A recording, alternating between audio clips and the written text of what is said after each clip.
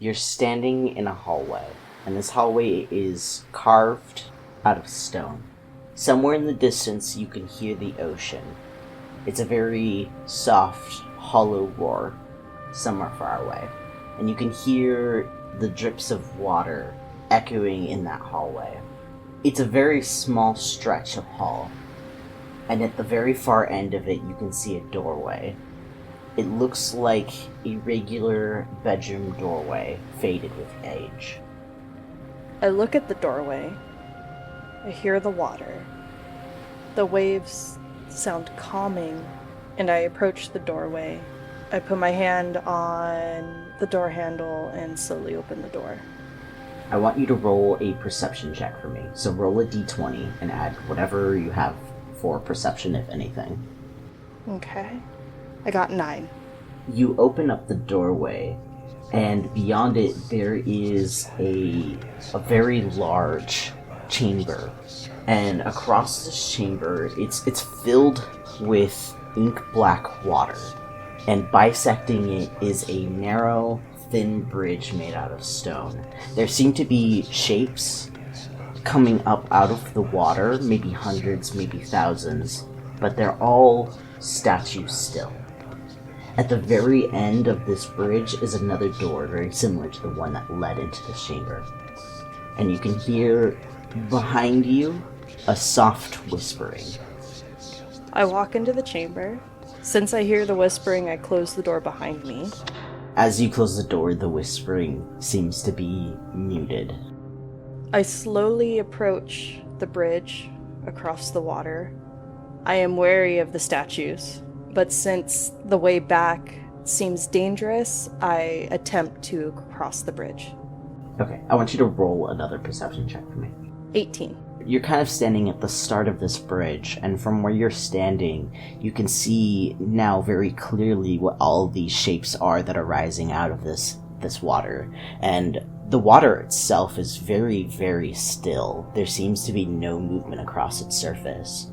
But all of these shapes that are rising out of the water are the pale, twisting outlines of hands, about from the elbow up, reaching up out of the water, and they're still as stone. And there must be hundreds, if not thousands of them, peeking up out of the water.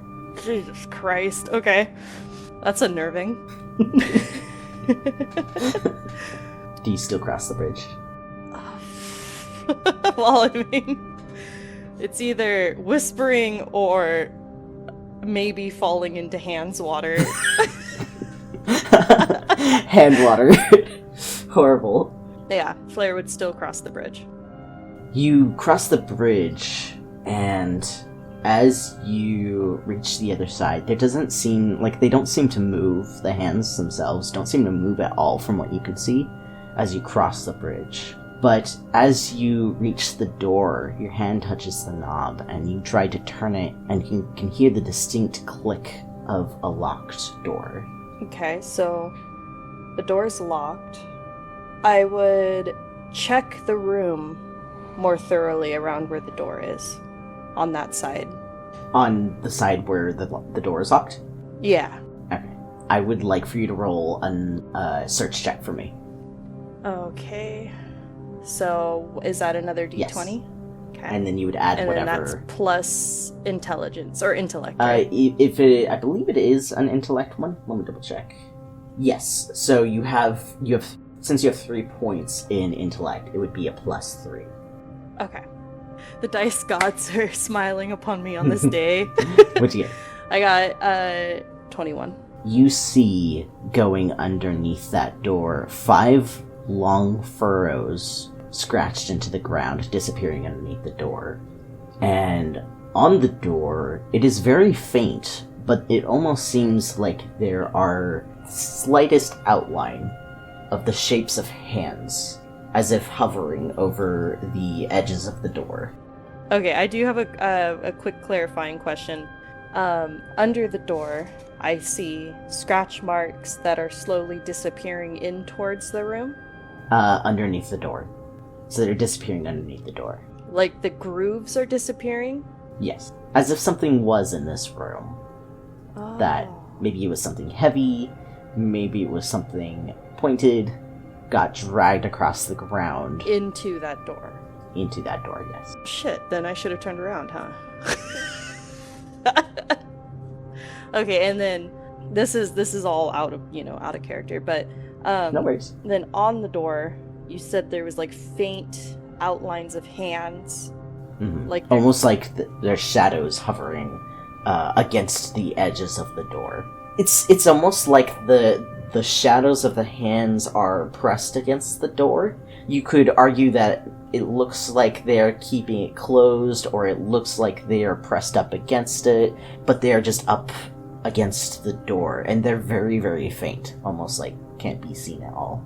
And if you look very closely, it does look like those shadows are shifting very slightly. Interesting. You could also say that it looks like they crept in from the edges from behind that door and are trying to get into this room as well. Like, there are multiple ways to look at it. Watch me kill my character within, like... Immediately? Yeah. For session. Well, let's roll another one. Yeah, okay. There are two more things that you would notice. First, you feel the cold, wet touch of something against your feet. And you look down and you recognize that the water has flooded over the bridge and is continuing to rise. The second thing that you notice is that the sounds of the whispers have gotten louder. Okay. In sight of these new happenstance, I back up and run at the door to try to break it down. Go ahead and roll a might check for me. Okay, that's a d20? That would be a d20, yes. Okay. And is that plus anything, or...? It would be plus your might. Okay. Oh no. 5. Oh shit. You back up and you slam your shoulder into the door, and you can feel it jar underneath you, but it doesn't budge. And you catch a glimpse now of the hands that were in the water have begun to slip beneath the surface and disappear. Flarre, you feel something begin to grasp at your legs. Oh god. Okay, I kicked my leg to try to get the thing off of me. Definitely things with an S. Things, try to get the things off of me. Okay. Can I try to pick the door with my pocket blade? Yeah, you can try that. Oh, okay. Then I'm frantically kicking my legs constantly, and I pull my pocket blade out of my pocket, fold it up, and attempt to pick the door. Okay. I want you to roll an athleticism here with disadvantage, which means that you roll it twice and you take the lower number. Okay. So again, d20, right? Yes. Will you, or just let me know when it's not a d20. Does that sound fair? Yeah, that is fair. I will let you know. Well, fuck. Okay, well, the lowest was 4, plus my 4 in athleticism, that's 8. Okay. Just so you know, my highest was 20, so fuck. You start to unfold the pocket blade, and your hands kind of start to shake as you're doing it, as you're trying to, like, work this blade, and you realize that, like, there's no lock mechanism on this doorknob, so you're, like, wedging it in between the door and the wall, trying to find where the lock is and then unlock it. And as your hands are shaking, the switchblade drops out from your hands, and you're bloop, as it drops into the inky black water. And when you look down, you see that there are these pale hands starting to climb up your legs and thighs, grasping at you, and more are piling in over time, and you can feel the pressure of them as they're starting to pull at you. I want you to roll another might check. I got 13. Okay. You kind of grab onto the handle the door handle, as they pull at you, and feel your feet slip out from under you. And you are now waist deep in this ink black water. You probably have maybe one more go at this to open this door. Christ. Lord, okay, so tried to pick it, failed. Try to break it open, failed. Turning around and running back would probably be a bad option at this point, because the hands. Trying to take off the door handle with my screwdrivers would probably not be good in this situation.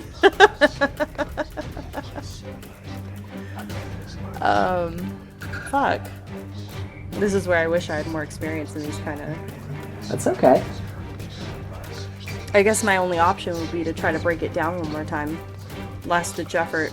Okay, go ahead and roll another might check for me. 9. You slam your shoulder into this door one more time, and given the hands kind of pulling you down, it is very difficult to kind of get leverage in that situation. And as your shoulder slams into the door, you feel your feet slip out from underneath you, and you plunge down into this inky black water. For a while, you manage to hold your breath, but you can't hold your breath forever. And before long, you feel the cold water slip into your lungs. If this isn't a dream, I've successfully killed my character in the first 10 minutes.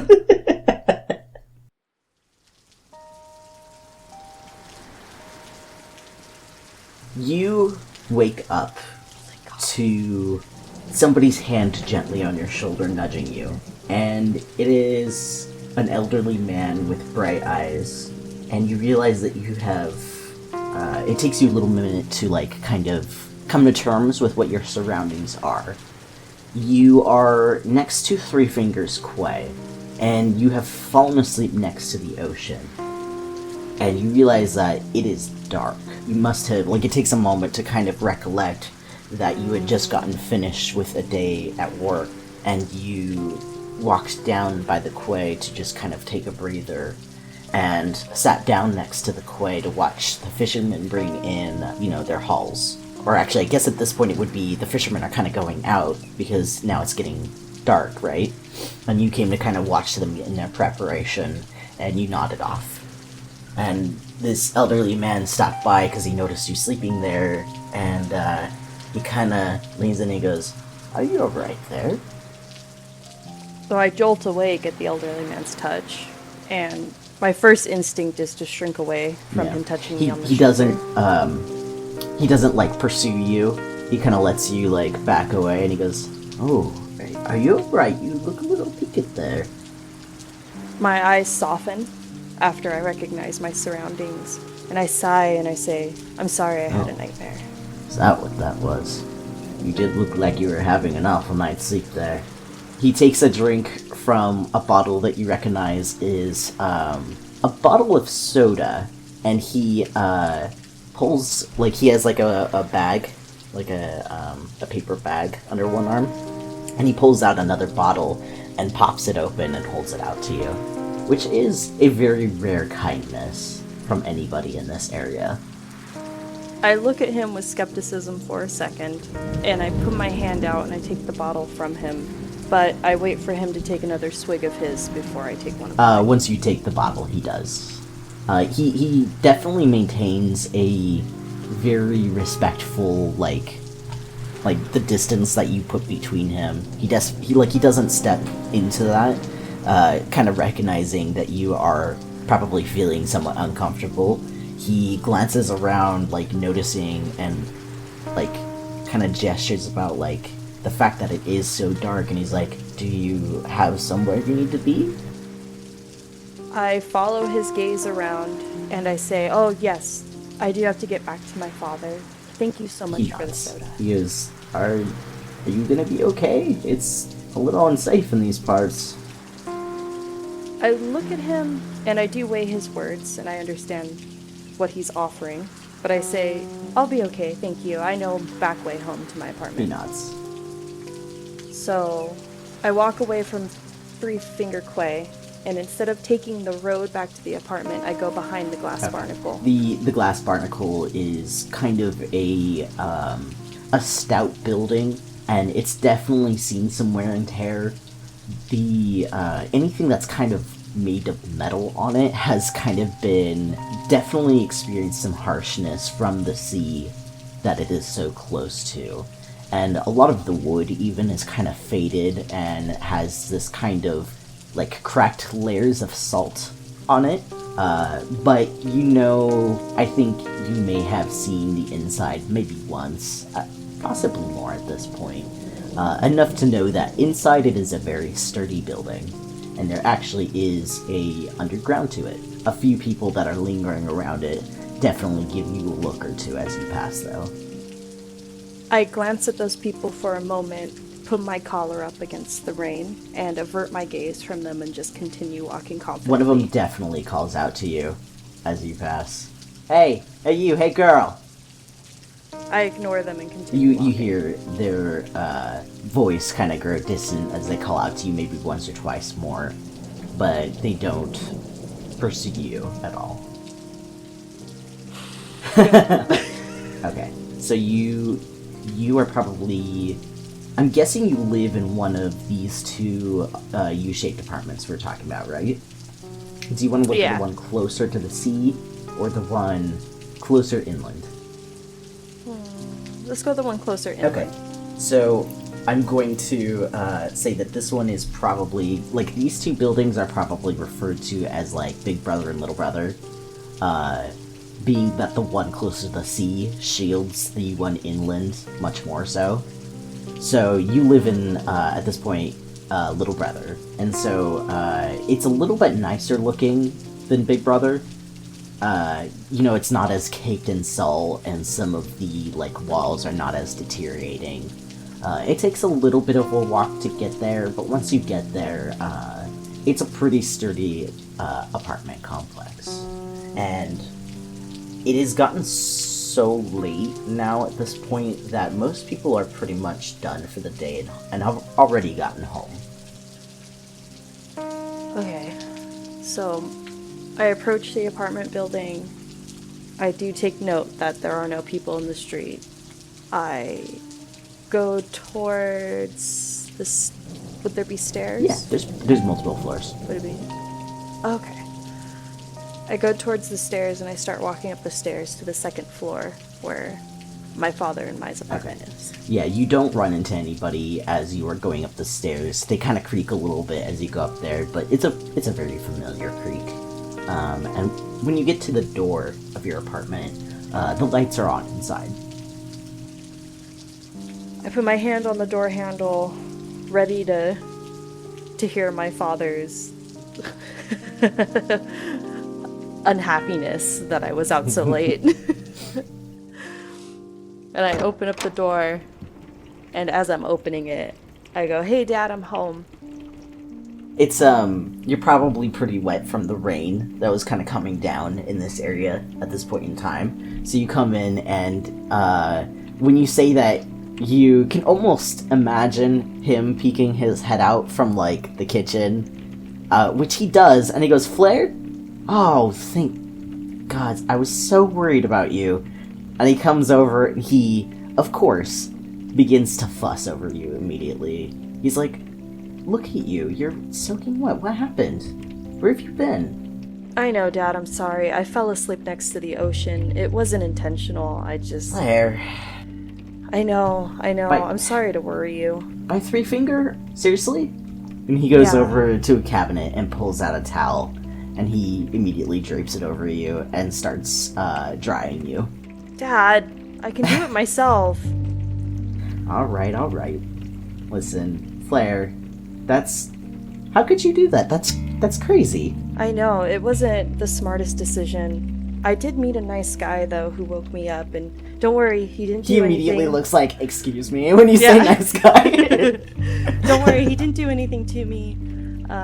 He actually gave me the soda, and he was very nice, and there's nothing wrong at all. I feel fine. He looks at the soda and is, like, inspecting it like there's nothing in it, right? No, Dad, I watched him open it, and he was drinking his own. I think everything's okay, and I've only had a little bit of it anyway, so I can pour it out if you'd want me to. He sighs. He's like, no, you deserve a treat. Work was kind of hard today. He ruffles your hair, and starts heading to the kitchen. You hungry? You want some dinner? Yeah, Dad. Let me go change my clothes into my PJs real quick, though. I'll try not to get the carpet too wet on my way through. Alright. So I walk through the entryway after taking my shoes off at the door. I imagine it's probably a pretty small apartment, but, maybe there's a little hallway that goes down to Flarre's very modest-sized room. Yeah. Admittedly, he's probably not too worried about you tracking water because it's not the nicest flooring anyways. Yeah. But, I imagine that he also kind of taught you respect for people's, households, Mm-hmm. So I go into my bedroom, shut the door, and I change out of my wet clothes. Okay. Yeah, at this point the rain is picking up a little bit and is kind of hitting up against the window pane. Even if you are a seaward facing apartment, it doesn't really matter because the only thing you can really see outside the window is Big Brother. So you've got a nice view of the other apartment complex. Yeah. Well, I look Actually, I have a good question. Does Flarre have any animals? So I imagine, she likes animals, but I don't think she keeps any. Okay. Too expensive, probably. Yeah, too expensive to keep That's animals. Fair.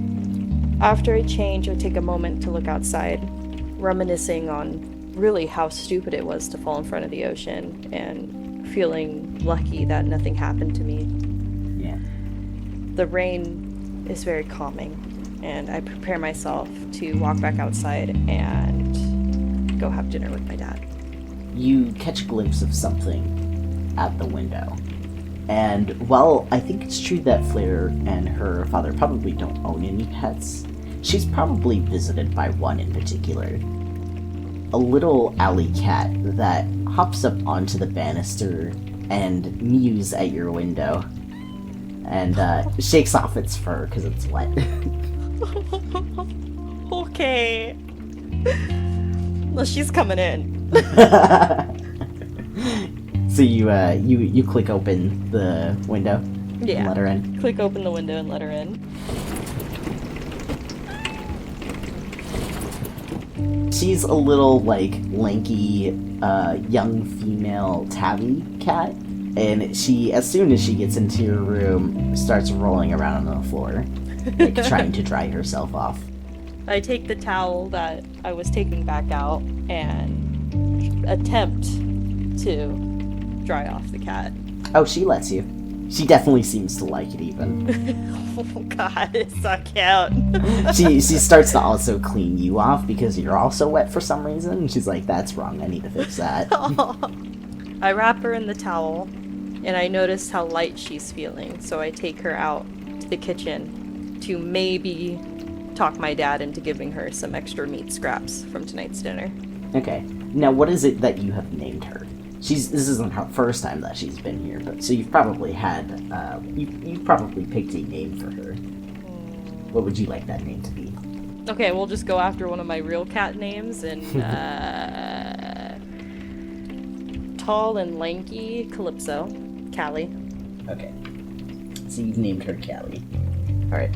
You go to the kitchen, and your dad is, putting the final touches together for dinner, which is,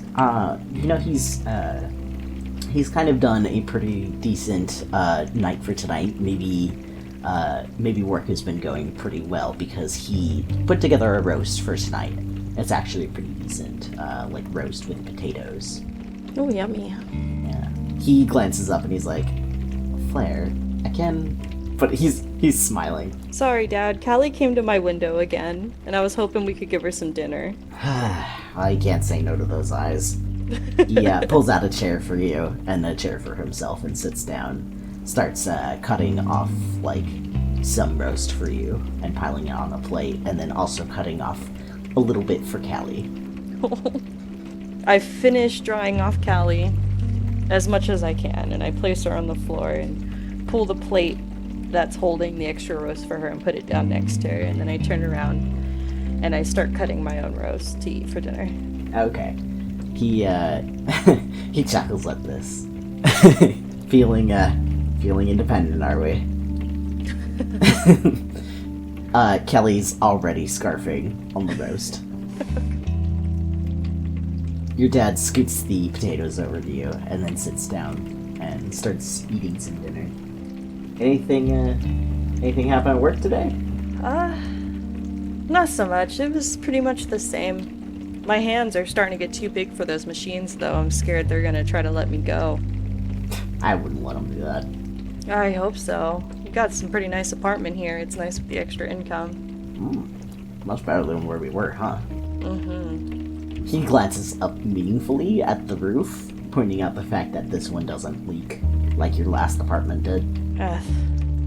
Thankfully for that, I got sick and tired of hearing the water hit the buckets while I was trying to sleep. Tell me about it. I want you to roll a perception check for me. Let's see.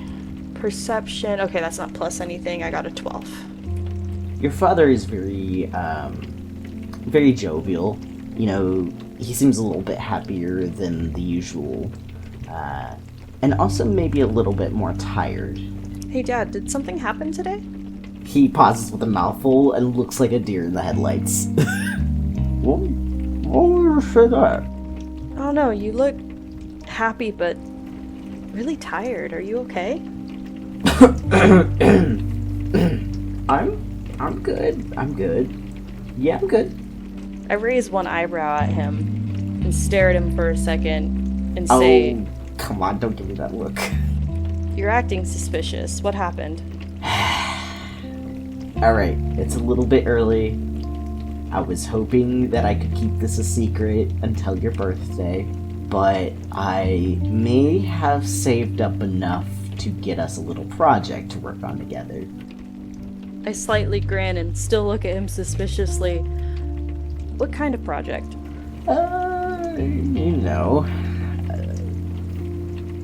I think it would be better if I showed you. Now? Do you want to see it? Yeah. Alright, we'll finish your dinner and put on some warm clothes, because we'll have to go down to the garage.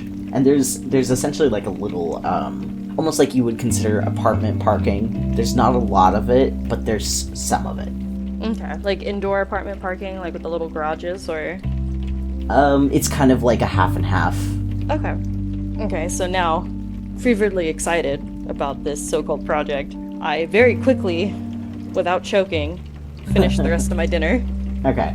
And I take my plate, put it on the countertop ready for the dishes, and I hurriedly run back to my room to change.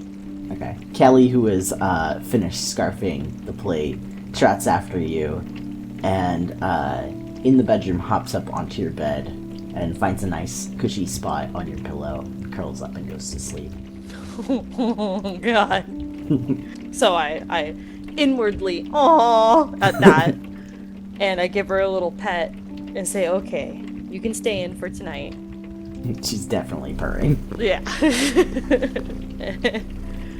And I change out of my pajamas, put on some warm pants, a warm shirt and a jacket, and some boots, and tell Callie that she should be a good girl and not destroy my room while I'm gone.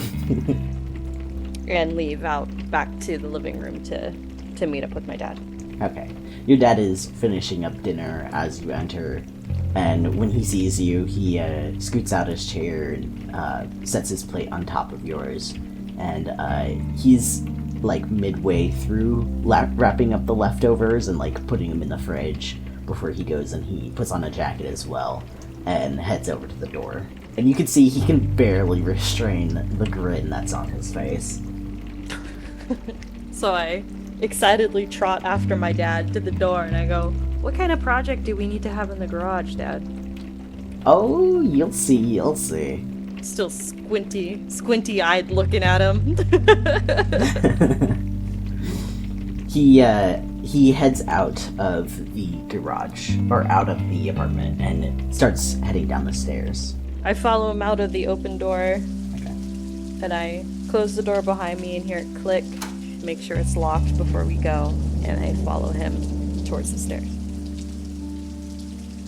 he heads down the stairs and around the corner to where the little garage is kind of located, and into it's kind of like an open garage essentially, where there's parking, but there's also kind of like lock chests. Like you could set up a chest in there that you could lock and keep locked.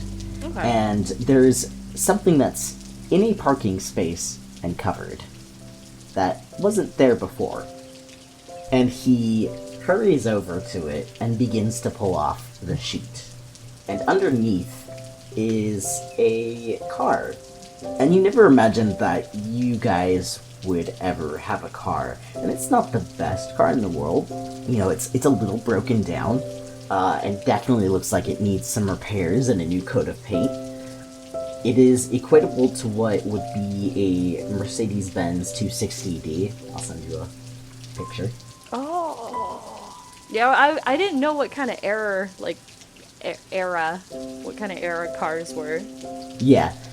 It's kind of that mobster Yeah, era so I was thinking of it's like cars. the mobster, like I'm gonna hang out of there with like one of the little Tommy gun shit. Shooting things, yeah. Definitely. Like It's- GTA this bitch. He gives it a slap on the hood and he goes, it's not running now, but I figured we could work together on it and get it kinda, working again. I look at him, I look at the car, and I look back at him. Are you sure that we can afford this? Like, how much did you pay for this car, Dad? Well, okay. Don't be mad. He points at her. It's kind of the cost of rent, but I've been putting down some extra shifts, and I was able to scrape together enough to get it off for a good deal, so...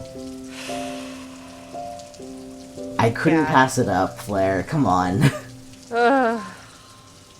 Okay, so I walk over to the car and I start kind of putting my hands on it and start getting kind of a feel for it, and I look at it and I go, so she won't turn over, huh?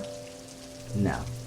He opens up the door, offering for you to sit down in the driver's seat. I look in the interior and no, it's actually in pretty okay condition. Not super torn up. Yeah, it's actually pretty decent. Yeah. And sit down and I put my hands on the wheel, put my hands on the shifter, press down on the pedals a little bit, getting a feel for it. He's just grinning, watching you go about this process. I look over to my left and I look him right in the eye and I go, this may have been a very dumb decision, Dad, but this car's pretty awesome.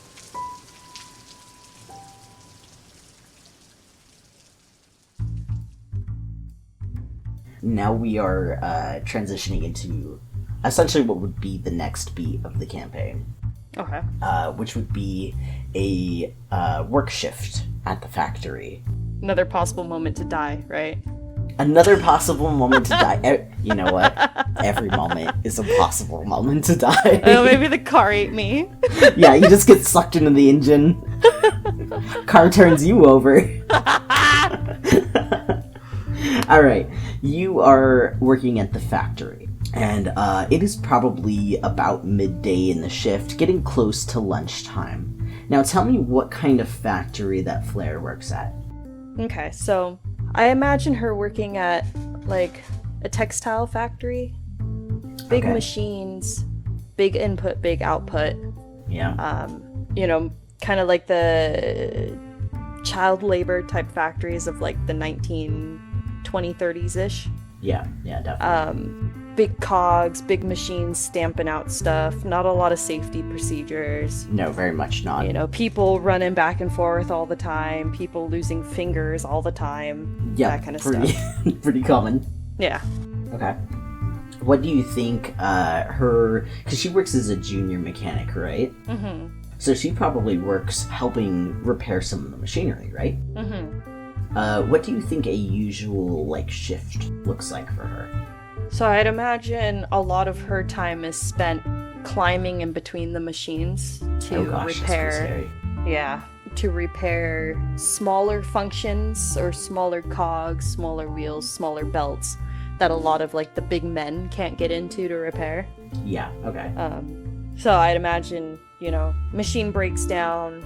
They would probably have her come over first and look more into the big machine than, having, a big guy come over first just to see if there's anything wrong with, more of the delicate internal stuff. Okay, yeah. Alright, so you are, I think that during this shift in particular, it's a little bit of a easier shift that they have you cleaning some stuff.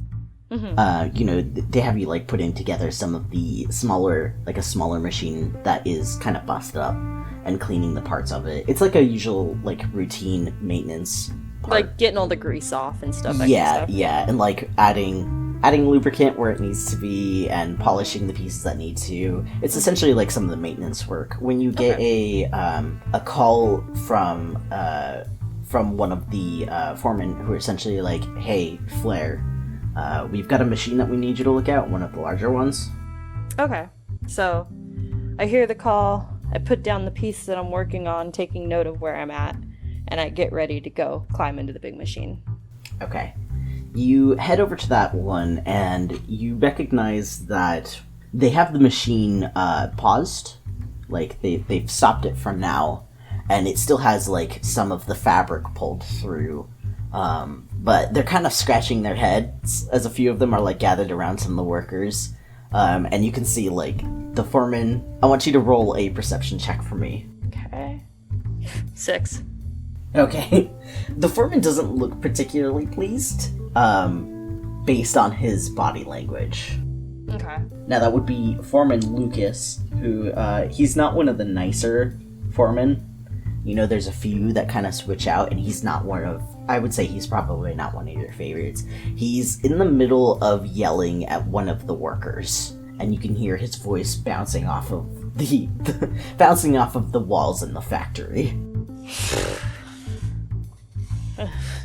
Mutter under my breath. Great. So I walk up and strategically place myself in Lucas's sight so he can see me, but I'm not going to interrupt his yelling because I know what happens if I do that. Yeah, that is entirely fair. You take a spot next to one of the machine operators, and you recognize him as Michael, who glances at you and gives you a nod. Hey, Flarre. Hey, Michael. So, the old machine's acting up again, huh? Yeah, this one's been giving us a hard time for a bit. Alrighty. Well, do you guys have any idea what might be going on with it, or do you need a blind check in the inner workings first? I think we're gonna have to go with a blind check. Sorry. Oh, that's okay. Okay, machine's paused, right? Not gonna get a...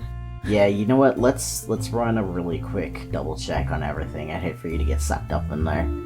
He turns around and he starts heading over to the machine, and double checking all of the safety precautions that you would make sure that the machine is fully turned off and not going to start up of its own accord, because that would not be good.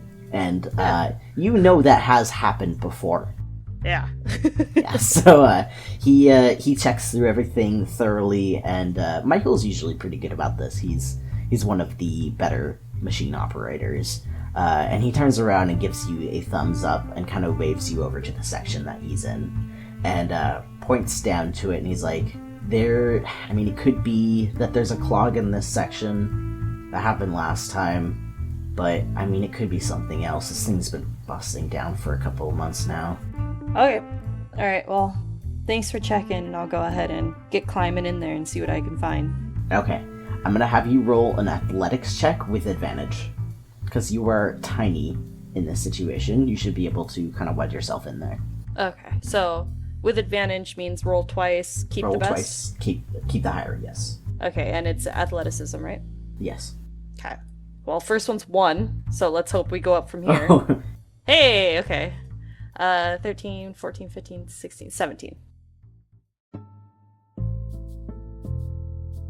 You, with ease, kind of worm your way into the machine, and the first part of it's very much a tight fit. You have to kind of suck yourself in and squeeze in there. It's definitely a situation where if it was an adult, they would not be getting out. They'd be stuck halfway through. Mm-hmm. So you kind of wedge yourself in there, and worm your way past that into a little curve, you have to bend down and crouch and go feet first into it, like a little cubby. No. And then you slide in through that little tunnel into a area where you can kind of half stand up. And this tends to be the spot where this machine has clogged multiple times in the past, so you probably figure this is the best place to start. Okay. So I want you to roll a, this would be a repair machinery. Okay, so 13, 14, 15, 16, 17, 18? 18. Okay. You are kind of poking around in this section, and you recognize that there's no clogs in this area. Everything, like, you make sure that, like, okay, where the feed of the cloth is coming in, that's fine. Are there any, like, little spots of, like, tubes of ink that may have clogged up? No, those are fine. Are there any, like, thread weaving devices that maybe have snagged or gotten stuck? Okay, no, that's fine. So it's not in this area. So I'd sit there and I'd look at it, and can I yell out to Michael? Can he hear me or no? Oh yeah, he could hear. Okay. In fact, he's leaning up against the opening, trying to, like, make sure he can keep an eye on you, just in case something happens. Good guy, Michael. Always got my back. Yeah, he doesn't want you to get, like, sucked in there. He doesn't want to know his conscience. Yeah, or if you need, like, a tool handed to you, he'd make sure he's there and he can hand it over. Okay, so I yell at him, "Hey, Michael, so at what point did this thing clog up, do you know?" Well, she was running fine on startup for about 3 hours. I guess maybe, like, it wasn't when we input the new fabric, that one was fine. So it was kind of like she just stopped at a second, just started sputtering. I got a question. Sure. Is this thing running on gas? It's a good question. It wouldn't be gas, it would be coal. Okay. So if it's sputtered out... Hey, Michael, have you checked the coal? Is that pretty high? What's that looking like? Yeah, she's topped off. Although I guess we didn't really check the intake. Okay, well, that's a place to start. So I would finish up where I was at, and I would make my way through the machine to where the intake is located. Okay. So you pull yourself out of this little cubby back to, like, the first section of it and start to worm your way through the machine to another section. And as you do, it starts to get much, much hotter. So you recognize that you're getting close to where it generates the needed energy to run the machine. And you get to... It's essentially like an incinerator that grinds up the coal into what's commonly referred to as black dust.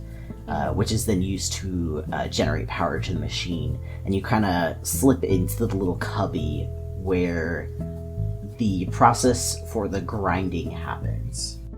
Okay. So I would want to start inspecting the mechanical parts around this area. Okay, to see if there's any mechanical failures. Go ahead and roll another repair technology, or repair machinery.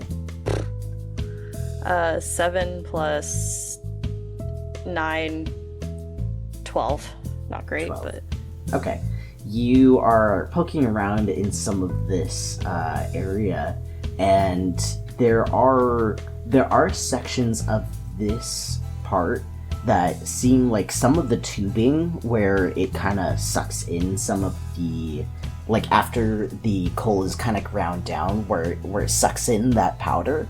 Seems like they're kind of worn and frayed, so they seem a little bit old, but you're not sure if that's the exact problem. Within this section of the machine, if they were to turn it back on, would that area be deadly? Yeah, you'd be cooked. I see. There could be a loss of pressure in the tubing, which could cause the machine to come to a halt. So while I'm pondering this, I take that as a note and I call out to Michael. Hey, Michael, you got any extra tubing? I think that's the problem. I think I see some over here. Let me snag it real quick. And you hear his footsteps receding, which is probably a little bit of an uncomfortable moment knowing that you're inside of the machine and there's nobody essentially, like, keeping watch over it and making sure nobody comes along and uses it. Oh, yeah, that's great. I didn't think about that. Yeah, that's a little bit uncomfortable, which is probably something that sneaks into your subconscious, like, hey, what if? But the moment is short-lived, and he's back, and he has some tubing, but you have to kind of, like, squeeze back up to go grab it, and then worm back over to your other position. Okay.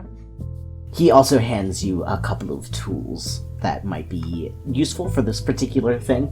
Okay, so probably like a little wrench socket to take off the metal binding of the tube and stuff like that. Yeah, and probably like a crimping tool to help with like crimping any piping that needs to be crimped.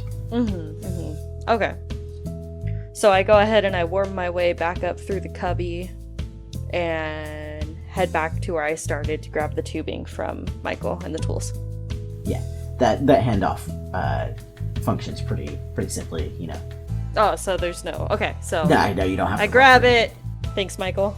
And I go ahead and head back. I go ahead and head back to the cubby, and I start taking apart the tubing. Okay. To put the new stuff on. Go ahead and roll another repair machinery for me.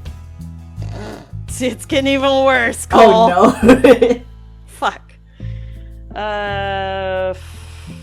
7, 8, 9. Okay, you put the tubing back on, and it's much newer tubing. Seems like it's an okay repair. Seems okay. Can I double check it at all, or is it a 1?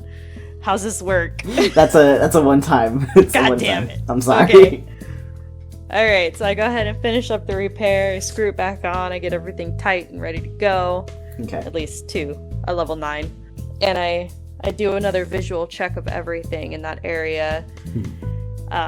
Before I decide to get back out and then test the machine, I want to go check the output area to see if that's also a problem as well. Okay. So the output area would be like where it puts out the cloth? Is that what you mean? Okay. Yeah, just to go check to see if there's not any roll-ups or anything on that area.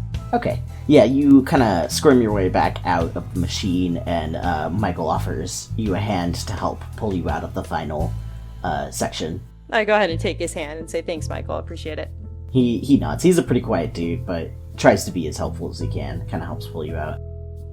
When you walk around to the output section, and there's like fabric that it was in the progress of being made, but you can see how when whatever happened with the machine, it essentially like half completed some of it up until it just stopped really like completing it at all. And so there's like different stages of the output where it's like, okay, really nice decent fabric, okay, not so nice and decent fabric, okay, this stuff just got chewed up or something, what happened?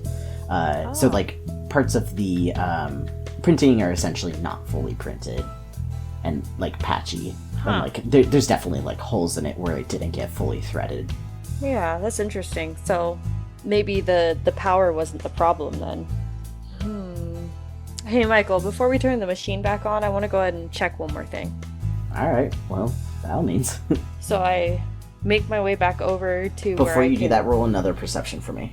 Perception? Got it. 7. 7? Okay, go ahead. Okay. She's pretty focused on her work right now, I think. Okay, I feel like things might get a little hairy. So, contemplating and looking down at my feet, walking back over to the hole where I enter the machine, or at least the quote-unquote hole in between everything. Yeah. I mean, it's like an access point, essentially. Yeah. There's probably like 1 or 2 on each machine. Okay, so I look at Michael and I give him a little nod before I go back in. And I want to go check out the threading process. Okay. You squirm your way back into the machine, and Michael kind of leans against the entry point. And he's like, he takes his hat off and he kind of like ruffles his hair, trying to like keep himself occupied while he waits for you. Mm-hmm. And you crawl into the machine, and you have to use a different access point for the threading, which comes up kind of more in the middle range. It's not like the internal guts of the machine. It's partly halfway out of the machine. So you have to find a little access nook that like lets you perch inside, halfway inside, halfway out, which you do find that point and find yourself at the threading section. Okay. So I go ahead and start inspecting the components of the threading section. Okay, go ahead and roll a repair machinery. Oh, thank God. Okay, so I got a 20, so that's 20 Oh, plus natural, 4 plus natural 2. 20? Yeah. Nice, okay. So I'm pretty sure that's I folded blackjack. I'm over 21. Like, Okay. if that's good or not. You find, well, I think in blackjack it's not good, but in here it is actually very good. I'm exceeding expectations. You find that there are several of the threading needles that have essentially been bent at really terrible odd angles. Nice. Okay. Yeah, and what that would cause is, like, as the machine is trying to continue, not only is it not able to thread and weave the parts, but those pieces would keep hitting up against each other, causing further damage to, like, the arm pieces that hold them. So it's not just, like, the threading needles, but, like, now the arms are also kind of hacked up. I see. Okay. So I call out to Michael and I say, "Hey, Michael, I think I definitely found the problem now. It looks like the needles are all torn up. We're gonna have to do a major repair on this thing." Oh, great. Those are terrible. Alright, I'll go get an arm assembly. Alright, thanks, Michael. Yeah, no problem. He disappears to, and you hear him call out to some folks, asking for a couple of things. And he's gone for actually a little bit longer than last time. I start sweating bullets. You're like, I'm uncomfortable. It is actually the location of this. It's actually also over part of the incinerator, which is, it's probably still a little bit warm from when it was in use. So it's like extra uncomfortable and warm in here. After a little bit, he comes back and he has to climb on top of some of the machinery in order to kind of slide it over to you to where you could grab it and pull it into where you're at. Oh, okay. Yeah, but he's kind of bundled it all together so that it'll be easier for you to do so. Nice, okay. And, do I still have the old tools, or did he give me new ones? You have the old tools. Okay. Probably a little unwieldy to have them all, but they're there. Yeah, they've been hanging out of my pockets and shit. That's fair. So I say my thanks to Michael, and I grab the arm assembly, and I'm getting everything put together, inspecting it before I put it on, and I start taking apart the old arm assembly. Okay, go ahead and roll. Okay, so I roll d20 plus the 2, right? Yeah, for knowledge. I got an 8. Okay, it looks pretty decent. I mean, it's nice and shiny, it's a new arm aperture. In fact, you are pretty much essentially pulling it out of the bag right now.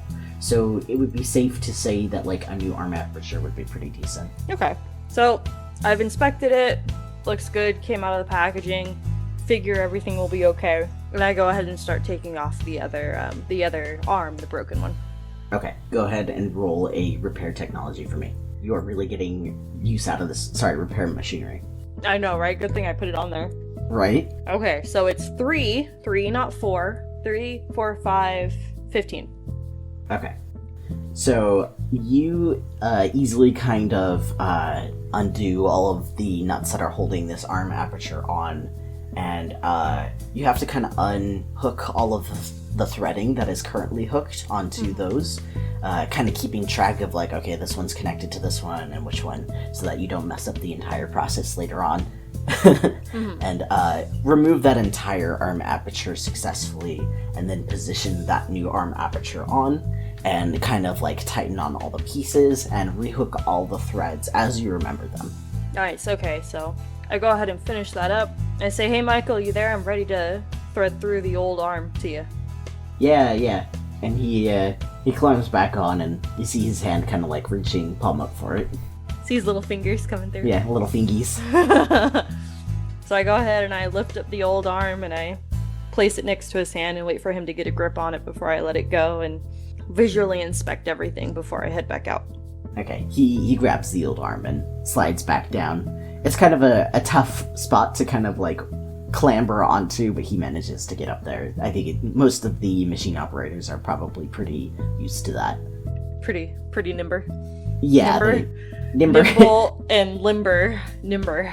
There you go. It's a good mix of the word. Yeah. Okay. You do a final visual inspection. Everything looks pretty tightened up and connected. Alrighty, so look at it, everything looks good, and I go ahead and start making my way back out to the exit of the machine. Okay. You slide back out with no problems. Alright. Michael's standing there at the entrance, and he puts his hat back on and straightens up as he sees you. We ready to go? Yeah, I think we're all good. I think I found the problem. Might have prematurely put some new tubing on, but never hurt anybody. Yeah, new tubing never hurt. You recognize the foreman is gone now, so he must have finished screaming at whoever presumably caused this issue. You've been at these repairs for essentially what would be several hours now. Yeah. But time flies when you're having fun, right? Yeah. So Michael, who had made himself busy kind of cleaning some of the smaller parts of the machine, readies himself by the control box. Alright, well. You got everything out of there? Yeah, everything looks good. Alright. He starts pressing the buttons to warm up the machine and getting it ready.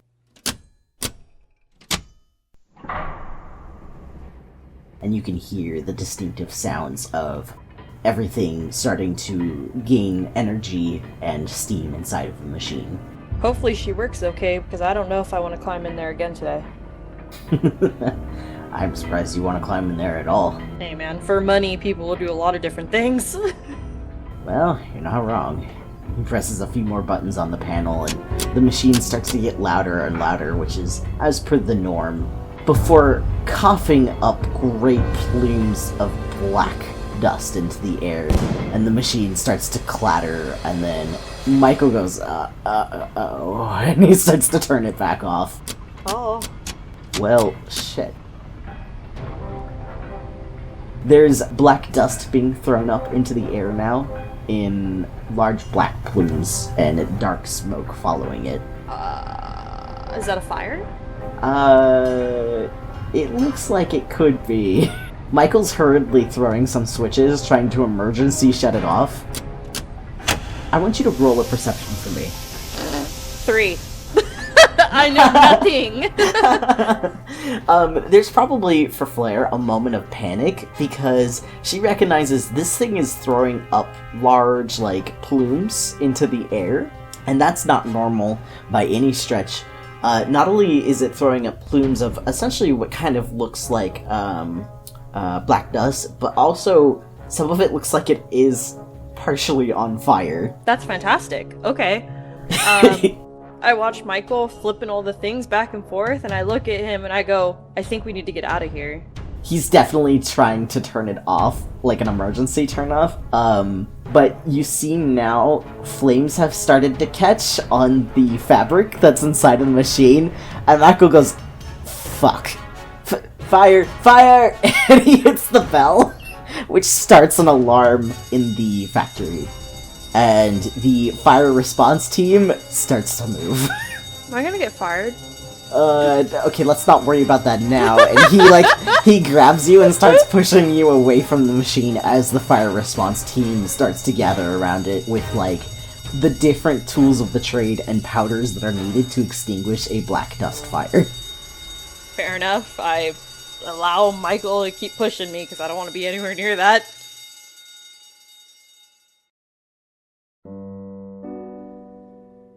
We cut to after that fire has been quenched.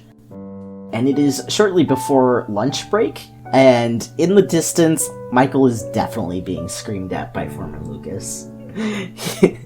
His expression is carefully blank. You're kind of on standby with all of the other junior mechanics and the machine operators that are responsible for this machine in particular, kind of waiting because Michael is the one that kind of oversees this machine. He is the one who has to deal with the foreman.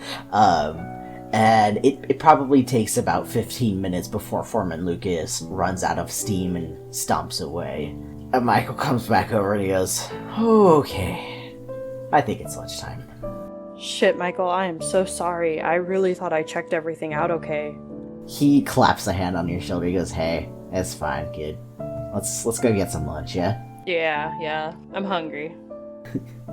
Okay, so you guys head out to, there's kind of like a little eating spot outside of the factory where a little kind of like dingy cart kind of like comes by this area, and a lot of the factory workers will buy lunch from this cart. There's not a lot of other options, so It's like, this is what's here, so.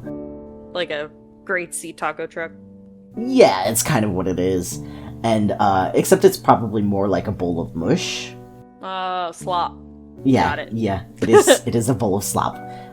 Michael actually gets you a bowl and hands it over to you, and he kind of like pats you on the head, and he's like, don't let it get to you. It happens.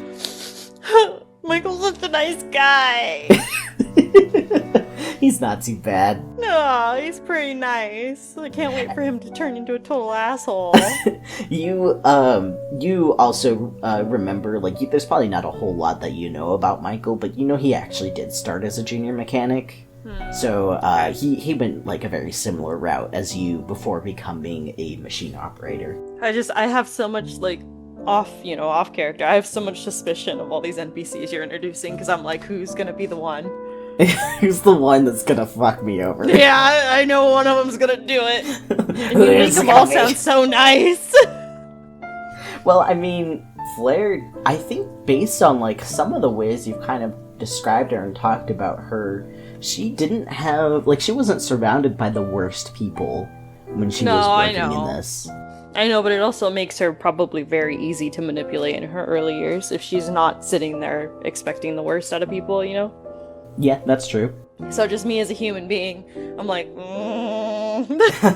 when's it gonna hit? Yeah, when's it gonna happen? Okay, anyway. Back to character. Yeah. Okay, so you have your bowl of mush. Michael actually gets called over. He's like partway through his bowl. You guys were kind of just sitting together, quietly eating, and he gets called over. So he gets up and he heads out, and you are left on your own, kind of sitting in front of the factory. Okay. So I'm still quietly eating my food. I'm reminiscing on what happened. I'm sitting there kind of beating myself up about it a little bit, because, what was actually wrong with the machine? Why couldn't I figure it out? You are engrossed in these thoughts before, after a moment, you recognize you are no longer alone. Standing next to you is one of the other junior mechanics who crosses his arms and glares at you. And you recognize it as... His name is Jack. So, midway between putting the spoon to my mouth, I look over at him and I go, "Hey, Jack." Yeah, hey, Flarre. What the fuck was that? A machine caught on fire? Yeah, I saw that. The one that you climbed into.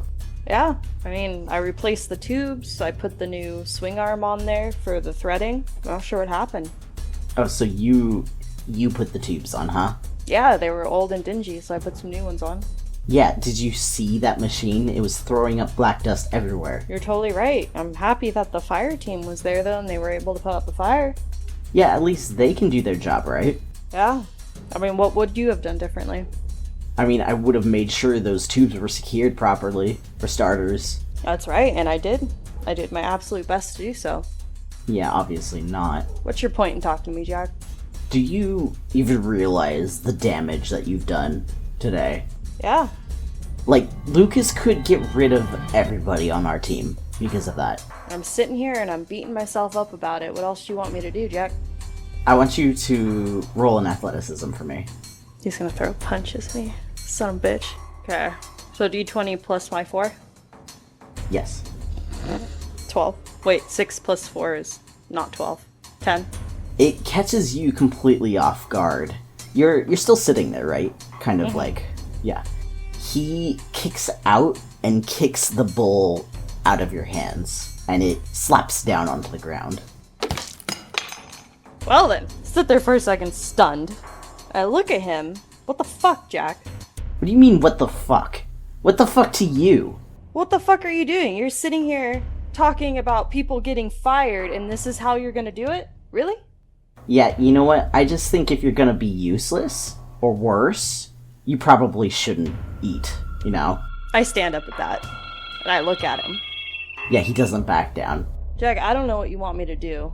I'm not gonna fight you here because I don't want to get fired, but if you want to keep acting like a fool... Like you could. Like I could what? Kick your ass? Like you could fight, yeah. Look at you. You know what? Stand there for a second, think about my dad, think about that car, think about our apartment. I go, you know what? Whatever. And I go to walk away. I want you to roll another athleticism. You're not gonna let me get away from this fight, are you? Hey, I'm getting away, Cole! I got a 19 plus my 4! Nice. See you later, you sumbitch! He goes to shove you, and you see it coming, and you sidestep, like, that kind of, like, deflect, and, like kind of glances off your shoulder in time. But you can see the look on his face. It makes him angrier. Oh, great. Jack, just leave it alone. It's not worth it.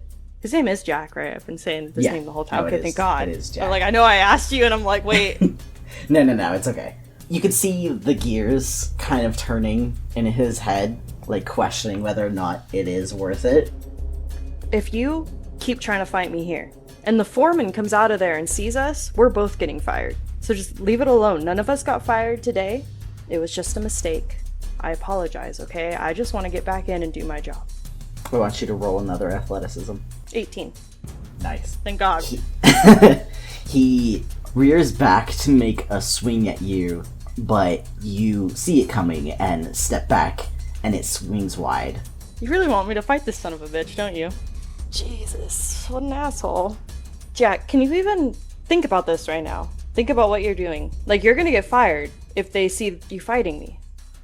He definitely seems very tense still, but as you say that, you see his fist kind of go down to his side, and he goes, yeah, you're not worth it. Hey, next time you're gonna catch the factory on fire, maybe do it on somebody else's team. And he spits at your feet and turns around and walks away. I sigh and feel a lot worse about the whole situation than I did, but I figure I gotta pick myself back up and, again, think about my dad and think about the car and walk back into the factory. Still a little bit hungry because I couldn't finish my dinner, or my lunch. Yeah. You, essentially finish up your day at the factory, and now you're on your way home. What would you like to do?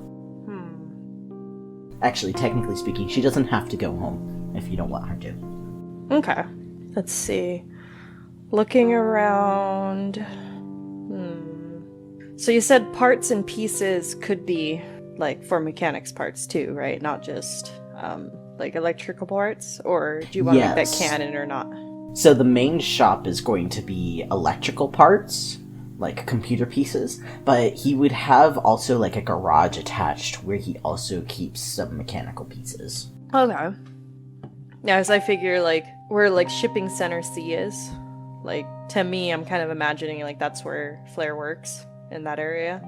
Is that okay? Oh, yeah, definitely. Okay. So, I mean, I like fishing stuffs. Yeah, does it say stuffs? Yeah, Sorry. It does. It does say fishing stuffs. It's definitely an in-progress map. No. No, it's cute. I like it. We should keep it fishing stuffs. Fishing stuffs? Stuffs and things. Stuffs and things. Maybe I'll put a shop that's just stuffs and things just for you. With the thought of the new car and everything like that, I think I would be interested in going to see what Parts and Pieces has. Just like window shopping. Alright, so you make the walk down to Parts and Pieces from Shipping Center C. So, how are you going to make this walk? Are you going to, like, are you going to follow the dangerous route, or are you going to go for, like, the safest route? So you said the brown buildings were, like, abandoned factories, or? Oh, no, they're just factories in general. They're just factories in general. Okay. I think just follow the railroad tracks up and then cut down right, down to Parts and Pieces. Okay. So you start heading down to the railroad, and this would be what you would consider the more, like, kind of dangerous route, because there's not really any safety rails or guidelines keeping people off of the tracks. But I imagine that Flarre is smart enough to know to not, like, stand on or near the tracks, especially when she hears the train coming. Yeah. So you follow those tracks, and actually, sure enough, you hear the train in the distance, but it isn't coming down this part of the tracks. It turns and starts heading back up through the city. So It heads, I think it would be considered northward at that little bend. Okay, so, like, I can see the train. Yeah, so you can essentially, like, see it in the distance, but it turns before it gets to you. So after a while, you hit the part where you need to start heading through this little back area. And there's kind of little bodunk, like, ramshackle houses built in all of the in-betweens. This is a part of the city where people that maybe don't necessarily have good living circumstances kind of bed down. So you pass through there. Nobody, thankfully, this time bothers you. And then you come up to the back of Parts and Pieces and onto the road in front of it. I go ahead and look at the front. I see that it's still open. And I go ahead and put my hand on the door handle, and I make my way into the shop. You are immediately greeted by shelves upon shelves of, essentially computer parts stuffed into boxes and, like, crammed up against all of the walls. This shop is cluttered. The man at the desk, not really the type that you would have expected to be involved in this industry. He is a gruff, thick kind of man with a big bushy mustache who leans against the counter. Now, is this your first time in this shop? Nah, I wouldn't think so. Okay, then you would know that the shop owner, his name is Rennigan, and he runs this shop alone, and he's not a recluse. He knows how to operate in this world, but he's definitely got a gruff exterior. He grunts as you enter. How can I help you? Hey, Rennigan, how's it going? Slow day. Hey, actually, my dad picked up this car, and I was wondering what you got in the mechanics area of the shop. Quick to cut to the chase, are you? He steps out from behind the counter, is already heading out to the door to lead you to the garage. Yeah, it's kind of a rough day at work. I'm not kind of curious what you got and ready to go home, I hear that.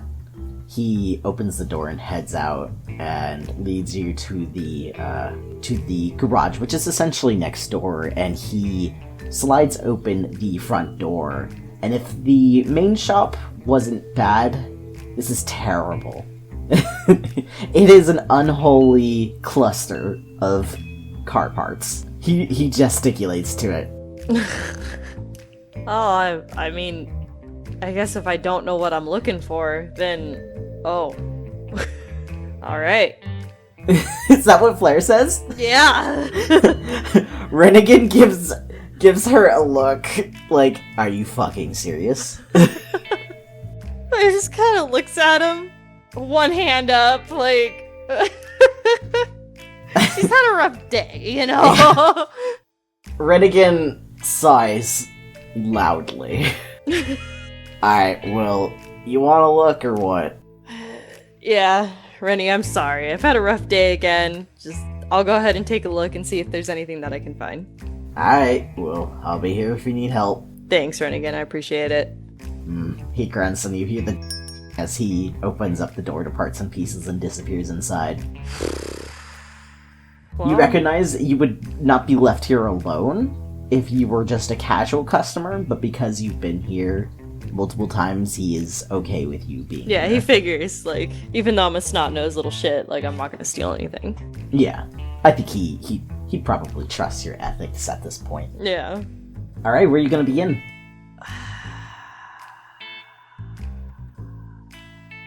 I'm contemplating if the effort's worth the reward at this point, looking inside the garage. There is a significant amount of effort that's definitely going to go into finding anything here. Yeah. Thinking back to the car, she doesn't start, so there's probably some engine parts that need to be replaced. Maybe some wiring, not sure yet, because haven't looked under the hood. Just kind of here is, if I see something that I think will help, I'll grab it, but... Okay.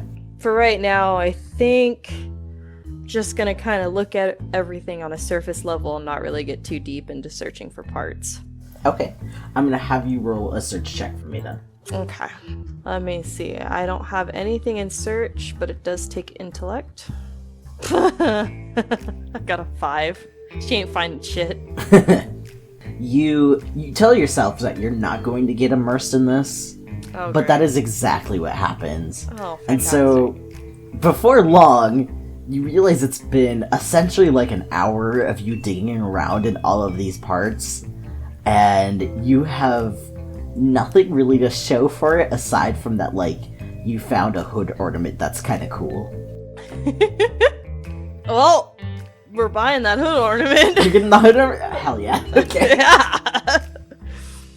Yeah. Okay. So, are you going to keep looking, or is that all you're going to do? If it's been an hour, man, I'm tired. I'm hungry. Like, That is entirely fair. it's been a rough day, and I got a shiny new hood ornament. I think I'm good. Okay. Like... So, you take your hood ornament into Renigan, who raises a bushy eyebrow at you, and is like, is that what you're getting? Smack my lips a little bit, and I look down, and I look up at him, and I go, yeah, because it's the only thing to show for how much searching I just did through that pile. Alright, well, I mean, that thing ain't worth anything. You can take it. Really? Are you sure? Yeah. What am I gonna do with that? Rennie, you're the best, man. Thank you so much. I want you to roll a perception check for me. Let's see. Perception's not plus anything. I got 12. You could see the faintest hint of a blush. Oh! He clears his throat and he goes, well, you getting anything else, or... How cute! Like, this old gruff guy, just like, but it was like a little like, Sorry, I'm good. I love it. It's so cute though. I just imagine like the little tiny hint is like little anime faint. blush. Little faint anime blush. Yeah. No, I think that's good. I need to look at the car some more before I make any big decisions on what to get for it, but I definitely think this hood ornament's gonna look pretty sweet. Alright, well, you come back if you need anything else, then. Will do, Remy. Thank you so much. He heads back outside to close up shop, essentially. Close up the garage and everything. Alright, so I go ahead and yell a quick see you later over my shoulder to him as I head out the front door. He gives you a grunt. He's very eloquent, Yeah, as you can tell. that's fair. So, you step outside of Parts and Pieces. As is per the norm here in Rookmire, it is raining again. It's a little bit more of a lighter rain today than it was the days before, but you can tell it's probably gonna pick up pace tonight. Okay. So I'm gonna go ahead and head straight home from here. Okay. I think it's around dinner time. If it's been an hour, then I think it's time to go home. It's getting late. In Yeah. fact, it's probably at least somewhat dark. On your way home, you pass the park, where it's not a great park. Is that the diligent worker? Yeah. Okay. The diligent worker is actually a statue that's in the middle of this park. Oh, okay. Yeah, and so, like, this park was actually made for, it was a little bit of, like, here, have something nice towards the factory workers and the people that live in this area. It hasn't been maintained or upkept, and so most of the trees that are in it are kind of dying, ragged little things, and the fencing is definitely kind of bent and crooked, and the The diligent worker is a statue of what you would consider like a model upstanding worker, and he is lifting a large cog up overhead, presenting it. The diligent worker is actually, it's pointed towards the east, kind of like northeast-ish. Okay, so like towards the factories? Towards essentially the rich class district. Oh. Well, that's kind of shitty, isn't it? I think it's very pointed then, right? Walking past it kind of reminds you that you're working for the rich people. Like, you're not really working towards anything except giving them what they want kind of thing, right? I have no commentary on this. This is, Well, that's how she feels about it. That's how I feel about it, so that's how Flarre feels about it. Actually, to be fair, I do have commentary on this, but I would much rather hear, like, Flarre's and your commentary. Yeah, I mean, it's kind of a big fuck you, right? It's like, here, have something nice, but let's remind you where what your standing is, right? And let's not upkeep it, either. Like, let's just put it there and then be like, well, here's this big statue. That's how I feel about it. But you're such a nice, good worker, though. What do you mean? No, I mean, yeah. But, you know, it'd be nice if one day I could get out of this and actually make some money for myself and not just live paycheck to paycheck with my dad. Yeah. I don't, you know, I look at it and kind of get a little downtrodden, especially remembering the incident that happened at work today, but yeah. Just keep on walking past. Okay. So you pass the park with the diligent worker, and it doesn't take much longer for you to reach little brother. So I go ahead and, you know, prepare to show my dad this new hood ornament that I just obtained, not even bought. So you're heading back up to your room and stuff. Yeah. So I go ahead and, you know, start trudging up the stairs and get to the door. Okay. Open it up and head in. Yeah, open it up and, hey Dad, I'm home. He pokes his head out of the kitchen and he goes, "Hey sport, where you been?" I had a rough day at work today. I went ahead and stopped at Parts and Pieces. Remy's doing alright. He actually gave me something. Do you want to see it? Yeah. Here, come on over here. I'll make you a sandwich. Oh, that sounds awesome. And take my shoes off and trudge back in, and very, very deliberately I slightly slam the new head ornament down on the kitchen counter and I go, "Look at it, isn't it cool?" He definitely like leans in. He's like, "Whoa, hey, are you gonna stick this on the car?" I was hoping to. Do you like it? I love it. Describe to me what this is a hood ornament of. What does this look like? A cog. Ooh. Like a cog, but it's like broken in half on purpose and like a V. Ooh. So it's kind of like two cogs going down, and it has I think that'd be cool. Hell yeah. Alright, so it's a cog that is split into half and forms a V shape. And like he definitely like peers at it, and I kind of imagine it like they're offset from each other, the different halves. So that like they're not like stuck together but like offset. And he turns it around and he's like, "This is pretty neat. You said you got this from Rennie's?" Yeah, I went there and I wanted to check out parts for the car, just kind of do a little bit of window shopping, you know. And next time we go, I need a list because that place is disorganized, to say the least. Yeah, well, you know Rennie. Yeah. He sees the thing, he grabs it. Yep, and it definitely looked that way. He slides a sandwich over to you and he's like, "So, what happened at work?" Pick up a half of the sandwich and I stare at it for a second, and machine caught on fire that I just worked on. He blinks. He goes, "Wait, that was you?" Yeah. Oh. Flarre. Dad, this isn't funny. I'm sorry. I don't mean to laugh. Well, how did Michael take it? Michael was really nice about it. I felt really bad because he got chewed out by the foreman afterwards. And I feel like I did the best that I could. I mean, I replaced tubing, I changed the needles out with the arm because they were all bent up, and I just feel really bad, Dad. Oh, Flarre. Hey, you know what? I think you did a great job. He gives you a hug. Just keep trying, okay? Yeah, I will. I'm just... Jack came by at lunch and gave me a real hard time about it, and he actually, he was pretty pissed about it, Dad. He was pretty mad about it, Dad. He definitely would have smiled about the fact that you cursed, but I think he's more focused on you telling him that somebody was giving you a hard time, and he's like, yeah, you want me to go beat him up? I can beat him up. No, He can't just come and harass you. No, it's okay, Dad. He was just angry. He felt like he could have gotten fired because of my mistake, which is... It's okay. I mean, I handled it. I'm alive. I don't have a bloody eye. I'm okay. Well, Flarre, I'm proud of you.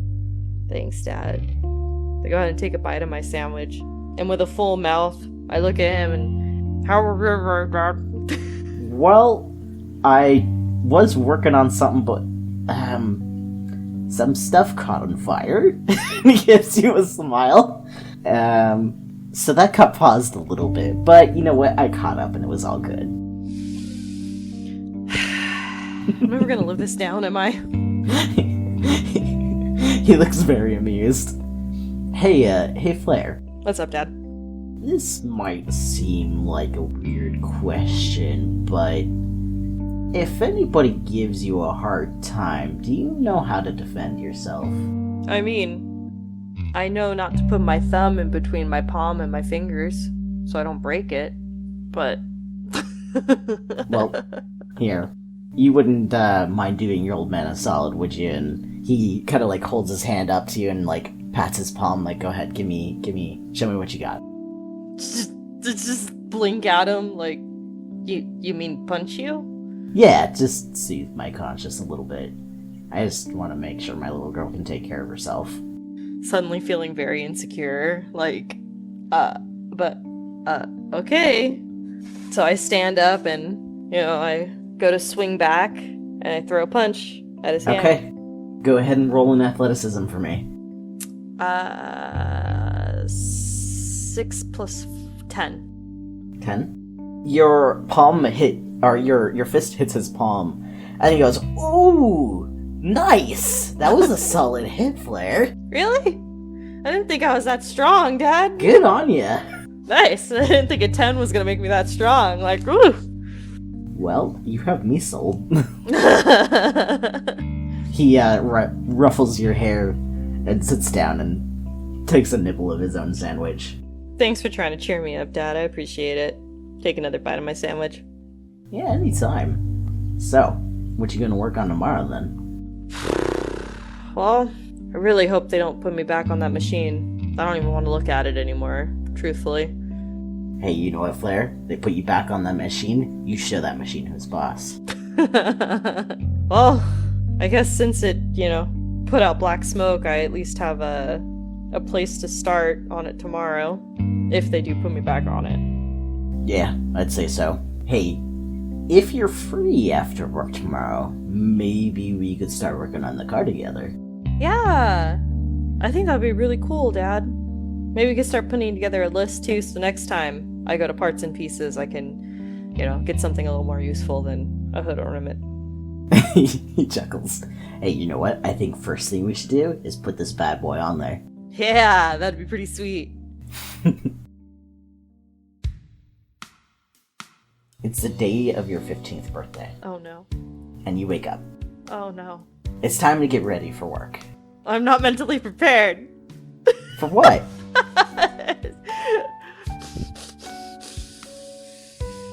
You haven't broken my heart yet, and I know it's coming. I don't know what you're talking about. This is just the first session. There's plenty of time to break your heart. Somebody doesn't make it out when she's 15, Cole. I don't know what you're talking about. Oh, no. Alrighty, so I wake up, feel a little fluffy thing next to me, and I forgot that I left Callie in the night before. Yeah. She mews, stretches out, does that whole, like, back arch and, like, bumps up against you. Aww. And then you hear the thump as she drops down to the ground. And then she kind of wags her tail and hops up to the window and starts doing that thing that cats do, where it's just like... Yeah, let me out. Okay, I'm coming. Go ahead and get out of my bed and walk over to the window and unlatch it and open it up. She rubs up against your hand and then drops down onto the railing and then crosses along that like edge of the apartment building on some sort of merry voyage somewhere. Her tail waving up in the air. I better see you later, alright? Don't get yourself into too much trouble. I watch her disappear, and I go ahead and close the window and latch it up again and start getting ready for work. You hear a voice from the kitchen go, Flarre, you awake? Hey, yeah, I'm awake. I'm just getting ready. You want some breakfast? Yeah, I think I have time to eat. What you making? Well, we got some good old porridge, and I think some sausage here. Maybe some eggs? You said sausage? Oh, I surely did. Alright, well, count me in. Got some extra sausage for the birthday girl. Oh, is that today? Yeah, it's today. Well, after what happened, kind of forgot about my birthday. Oh. So you all dressed and ready for the day? Yeah. Okay. So when you do come into the kitchen, he has prepared quite a nice spread for breakfast today. He's being a good dad. Yeah, a little bit of a celebratory breakfast. Mm-hmm. Wow, Dad. Wow. You really outdone yourself. Happy birthday.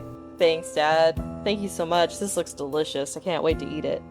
I know you, not always a fan, but would you like a cup of coffee? Can you put some extra milk in it? I surely can. Oh, yes, thanks, Dad. He, fills up some coffee for you as well. So I go ahead and I, give myself some porridge. I take maybe a little bit too much sausage off the plate, but leave enough for Dad, right? And that's fair. Don't touch the eggs. Oh, okay. She's not a fan of eggs, huh? Yeah. That's fair. I feel like he probably would have, like... Maybe he was hoping she would take some because they're good protein for you, but, like, he also made sure it was, like, not a waste. Yeah, maybe he cooked, like, 2, Maybe he's like, maybe she'll take 1, but... Yeah, maybe she'll take a little bit today. No. Yeah. No. He doesn't seem at all surprised, yeah. So... It's a consistency thing. Yeah, that's right. It's too bouncy and squishy. Yeah. So, he sits down across from you and he goes, so you gonna join me for dinner tonight? Yeah, definitely. What you making for dinner? Might be a surprise. Swear, Dad, if I come home and there's, like, ridiculous amounts of food, we gotta save money, I know. Listen, it's gonna be a little bit different than the usual, but I am looking forward to having dinner with you. That sounds good, Dad. I can't wait for work to be over today. He nods. Okay. We are fast-forwarding a little bit. So you guys walk together to Shipping Center C. You say your goodbyes and head off to your separate directions. And you begin your day at work. Lo and behold, you get the infamous machine, which has busted again. Internally, fuck. Like... You get called over by the foreman. Is it the nice foreman or the asshole foreman? This time it's Foreman Samuel. Is he nicer? He's much nicer than Lucas. Oh. He's in the middle of having a conversation with Michael about what is going on. You can see the other junior mechanics that are assigned to this machine are kind of lingering around, checking some of the different areas. You can see Jack gives you a pointed look when he sees you. Yeah, I'd imagine so. Yeah, doesn't seem particularly interested in talking to you. But he's over there, like, checking one of the belts on the machine. Michael glances over as you arrive, nods to something that the foreman says. The foreman Samuel, heads back off, and Michael comes back over to you and he's, "Alright, Flarre, let's get this done." Alright, Michael. Hey, any thoughts on what's going wrong with it today? Well, let's check the repairs that we did from last time, make sure that those are holding up okay. If those are all solid, then we might have to explore a little bit again. Okay. Let's go ahead and get this done. So, which area are you going to check first? Let's go ahead and check the pipes first. The new pipes I've put on. Okay, so the intake pipes. Yeah. Pipes, sorry. Okay, so you crawl back in to the pipe system and scrim your way down to where the intakes are. I want you to roll for me a perception check. Okay, perception's just a roll. 13. Okay, continue on in then. Okay, wasn't good enough. Okay, so I go ahead and crawl on through, find my way to the cubby where the coal thing is stored. Words are hard, but I'm getting there. And then I start checking my work from the last time. Go ahead and roll for me a knowledge machinery. 16. Okay, so you find the problem pretty quickly. As far as you can see, is that several of the tubes on the intake have actually popped off. How they managed to do that is really hard to fathom, but they are missing the nuts and I think they're called gaskets, the like little rubber seal thing that goes around it. Those are missing. That's weird. Yeah, if those actually got blown off, then you have to find them because they can't be left inside of the machine. Because once it starts, those pieces would be potentially stuck in something. That's weird because it means the pressure from... Okay, well... Yeah, it would mean that the pressure from inside of it would have to be so enormous that it actually popped off whatever the seal.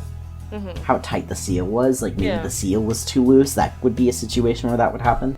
Yeah, or there's something interesting going on with the fuel, the coal. Yeah. But, meh.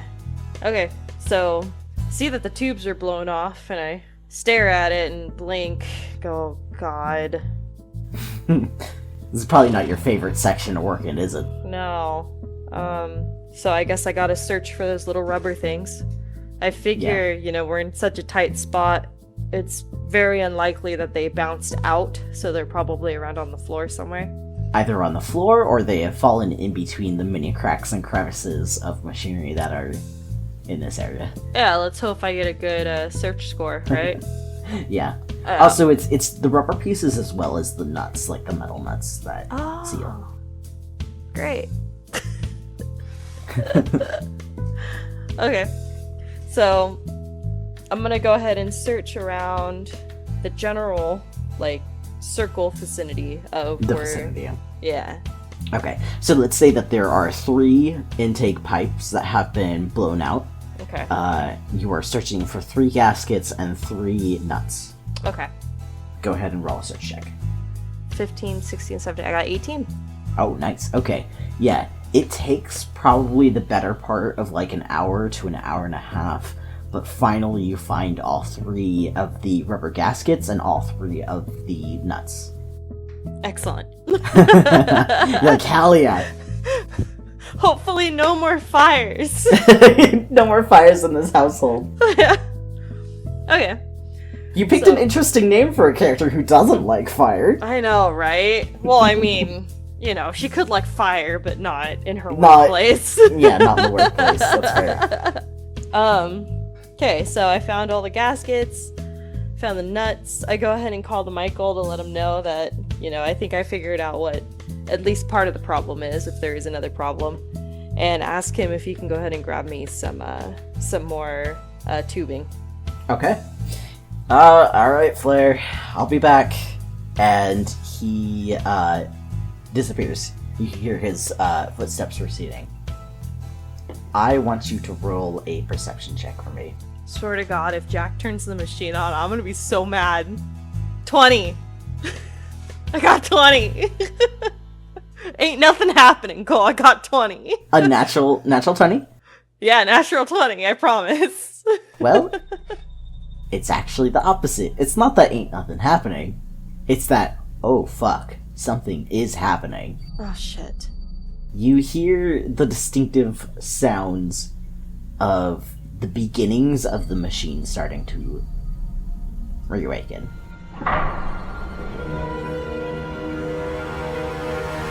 Okay, being an informed unit mechanic, I hear those sounds. It's time to get the fuck out. Like, I yell first, hey, I'm in here, you know? Like, hey, somebody's in here, but as I'm yelling, I'm moving. You are also very aware that once the machine has started up, it takes a little bit for it to stop. Yeah. So I'm already, like, pushing my way through the little cubbyhole. Like, I'm out. Yeah, you can see the parts of, like, underneath the grating where the incinerator is as well is starting to light, and it is getting hot. Yeah, I'm moving. You're like, I'm out. Go ahead and roll for me an athletics check. Okay, so athletics. 22. 22? Yeah, I'm doing good. Like a bat out of hell, and for a moment you are stopped when the open pipes that have not been latched on fully start coughing black dust all over you. You're like, oh fuck, ow. Like, not only is it all over your face and in your eyes, but now it's like in your lungs too. And you're coated in something that is extremely flammable. You're like, I need to get out of here now. And so, like a bat out of hell, after this happens, you scroll your way up out of that access point and tumble out of the machine just as some of the parts start to move through the tunnel, which absolutely would have gone through you. Okay, so, you know, I'm sitting there covered in dust, and my first instinct to look at who turned that machine on, who's standing at the machine. There's nobody at the machine. Oh, okay, good. Because I was like, gonna beat somebody's ass if they were standing there. You hear shouting from across the way as Michael recognizes that the machine is turning on, and he's like, no, no, no, no, no! And he's like running across, like, fuck, somebody has turned on the machine, and he's like, you see he is like hauling ass across the factory before he sees that you're outside of the machine, and he's immediately there. He's like, Flarre, are you okay? What happened? I don't know. We need to get this machine turned off though, because it can light on fire again, because the tubes aren't sealed at all. Oh fuck. He like gets up to the controls, and he's like punching in like the numbers and trying to like crank it, and you hear the machine starting to whir down again. There's already like black dust starting to being like coughed up into the air, but thankfully it's not the black smoke and the black dust. It's just like parts of the black dust are like being puffed into the air from the open access points. The coal exhaust? Yeah, it's essentially like just being like it's coughing it out into the factory. And after a short moment, it is, it's off again. And Michael is, like, walking around the machine, like, trying to figure out, he's like, who turned that on? Where's all the mechanics? So I'm still sitting on the ground, right? Like, I'm shaking. I'm, like, covered in dirt, covered in dust, huffing. After a moment, like, he's having a panic. Yeah, and I'm like internalizing my panic right now because, you know, I'm just like this 15-year-old girl that almost got swallowed by a machine. You know, I'm just like sitting there trying to stay like calm, trying to be an adult, but I'm still a kid, right? You know? Yeah. And I Michael, I didn't see anybody at the controls when I popped out. I have no idea what happened. I heard it turn on and I got out of there. He reaches out a hand to you to try and help you back up. I take his hand and I, get to my feet, try to dust myself off. Yeah, he's, like, trying to dust you off, and, like, he looks you over, like, looking for any, like, cuts or scrapes or anything, and he's like, Go see the onboard medic, make sure everything's okay, and take a 10-minute. I'll figure this out. Sigh very heavily, and I go, okay, I'll be back in a little bit. He nods and he heads back to the machine. The onboard medic is a very tiny, dinky little room, essentially. I think you've probably been there a couple of times to, like, tend to, like, maybe you got, like, cut on the job or something like that. Mm-hmm. They aren't, like, a surgery operating place. They're just there to make sure, like, everything's okay. They're not the best. Just, like, put Band-Aids on boo-boos? Yeah, they put the Band-Aid on the boo-boo, and then they shoot you back to work. Uh-huh. Yeah, so you enter in, and, the doctor who's in there, they're not really a doctor, like, not by the traditional standards, they're just a medic sort of situation. Mm-hmm. They glance over and they're like, yes, what can I do for you? Just want to get checked over. I almost got eaten by one of the machines. They're wearing kind of a, like a gray coat that's, like, buttoned all the way up. It's kind of like a floor-length coat. And, he comes on over and he has, like, a light. He goes, okay, look at the light, and, like, shines it into your eyes. Oh, she, like, taken aback, right, by, like, the sudden light, and kind of, like, blink for a second, but squint and look into the light. You've inhaled some black dust. Yeah. Do you feel lightheaded? No, I mean, definitely feel a little panicked, but I don't really feel lightheaded. He goes back over to his desk and he starts writing some notes into a little book. He sounds so, like, is it eclectic? Like, not eclectic maybe, but, like... Strange? Yeah, like... Yeah, he is a little strange. He's kind of a squirrely looking guy. I imagine him wearing, like one of those, like, witch doctor masks. Like... That is, I'm not gonna lie, that's kind of how I pictured him too. Okay, yeah. so...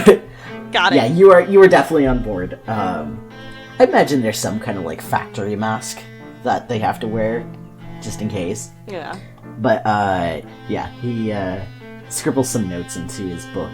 He goes, you say you're feeling panicked? Yeah, I mean...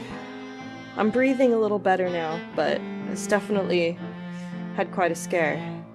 He pulls a couple jars over, and he's looking in the jars, like turning them around to check their labels, and he opens one and he pulls out a pill and pours a little cup full of water, and hands you both. Take this. So I'm looking at this and I go, well, what's the pill? It is a calming agent. It'll make sure you are able to get back to work without feeling upset. Okay. I'm gonna go ahead and take the pill. Why not? Time to see some pretty colors. I didn't say that out loud, but, No. Non-character. I gotcha. He nods as he sees you take it, and he's like, if you have any trouble breathing, come back. But that should also take care of that. Okay. Any toxins from the black dust should be managed. So I nod and, still kind of dusting myself off every once in a while, try to get it off my my overalls and... Yeah. Okay, so think I'm cleared to go back, or should I wait some time, or... He's ignoring you now. Oh. So I stand there for a second, wait for a response, and doesn't even look at me, so I go, well, okay. And I just... Thanks, Doc! And I say it a little bit louder because, being moderately sarcastic. And I go ahead and open up the door and head back out. You leave that dingy room and head back into the factory. Funny thing, that room doesn't even have any windows. Oh. So it's kind of lit, like, by these austere little, like, lamps. So you head back out into the main factory floor. Surprisingly, you recognize now that, like, there's a bunch of people gathered around the machine, and like Michael's moving around in between them, they're definitely trying to figure out what is going on with it. Well, Michael did say I could take a 10-minute. He did. So I'm gonna go ahead and slip outside for a couple minutes, I think, and then return to the chaos. Okay, so you step outside.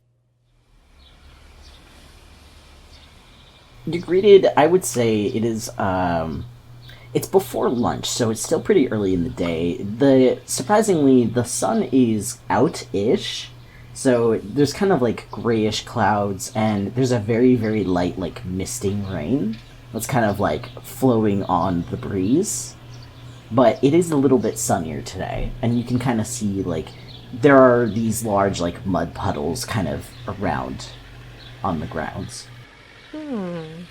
Sounds really pretty. I know the rain's black, so probably not super pretty, but it, sounds cozy.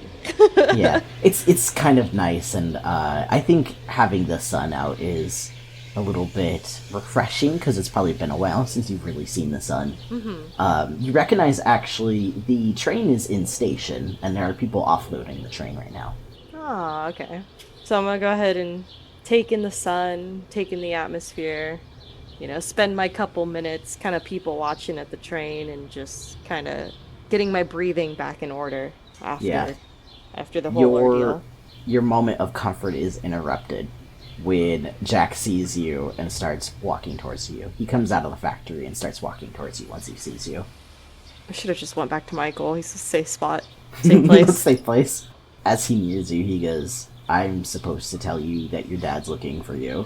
Oh. Wait, do I trust him?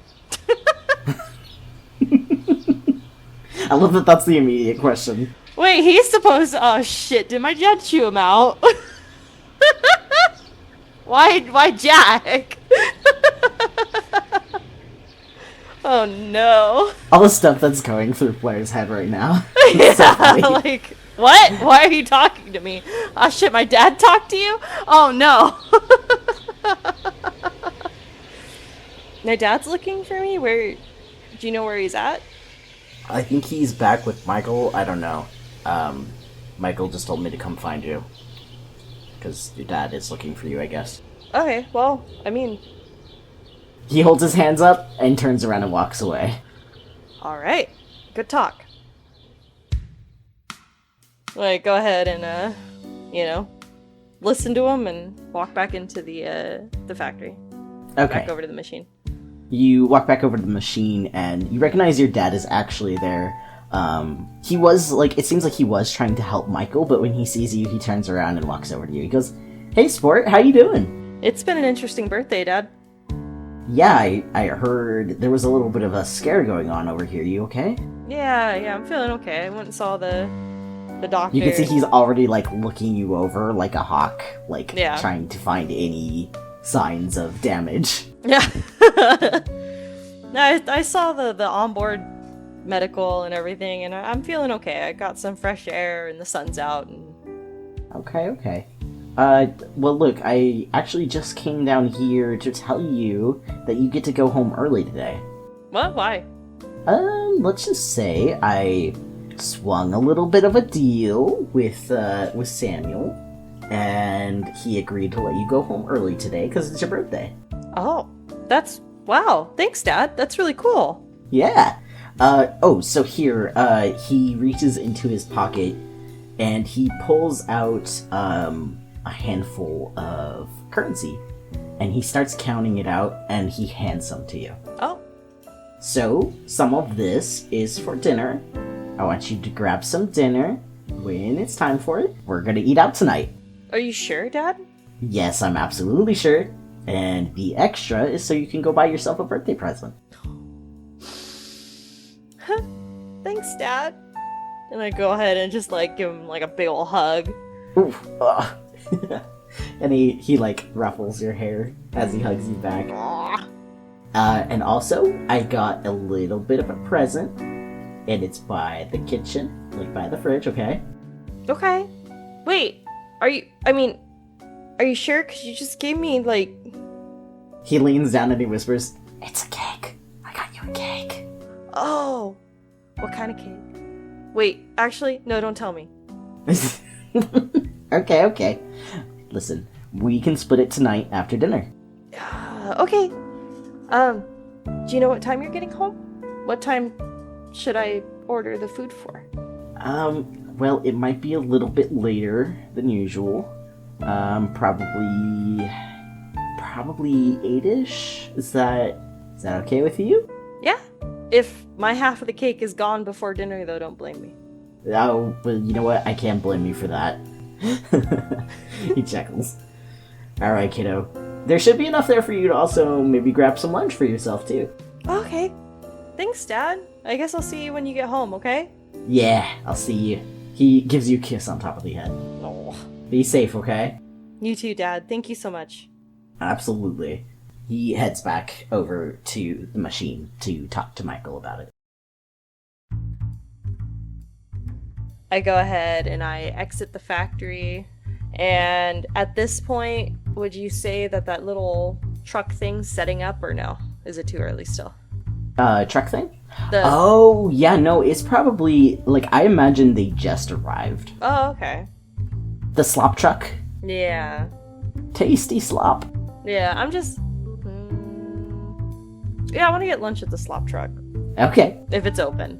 Yeah, it's open. I just imagine if she's gonna eat lunch, and she's moderately money conscious, then she's not gonna go and, buy a big lunch, She'll probably spend the couple dollars that she normally does every day anyway.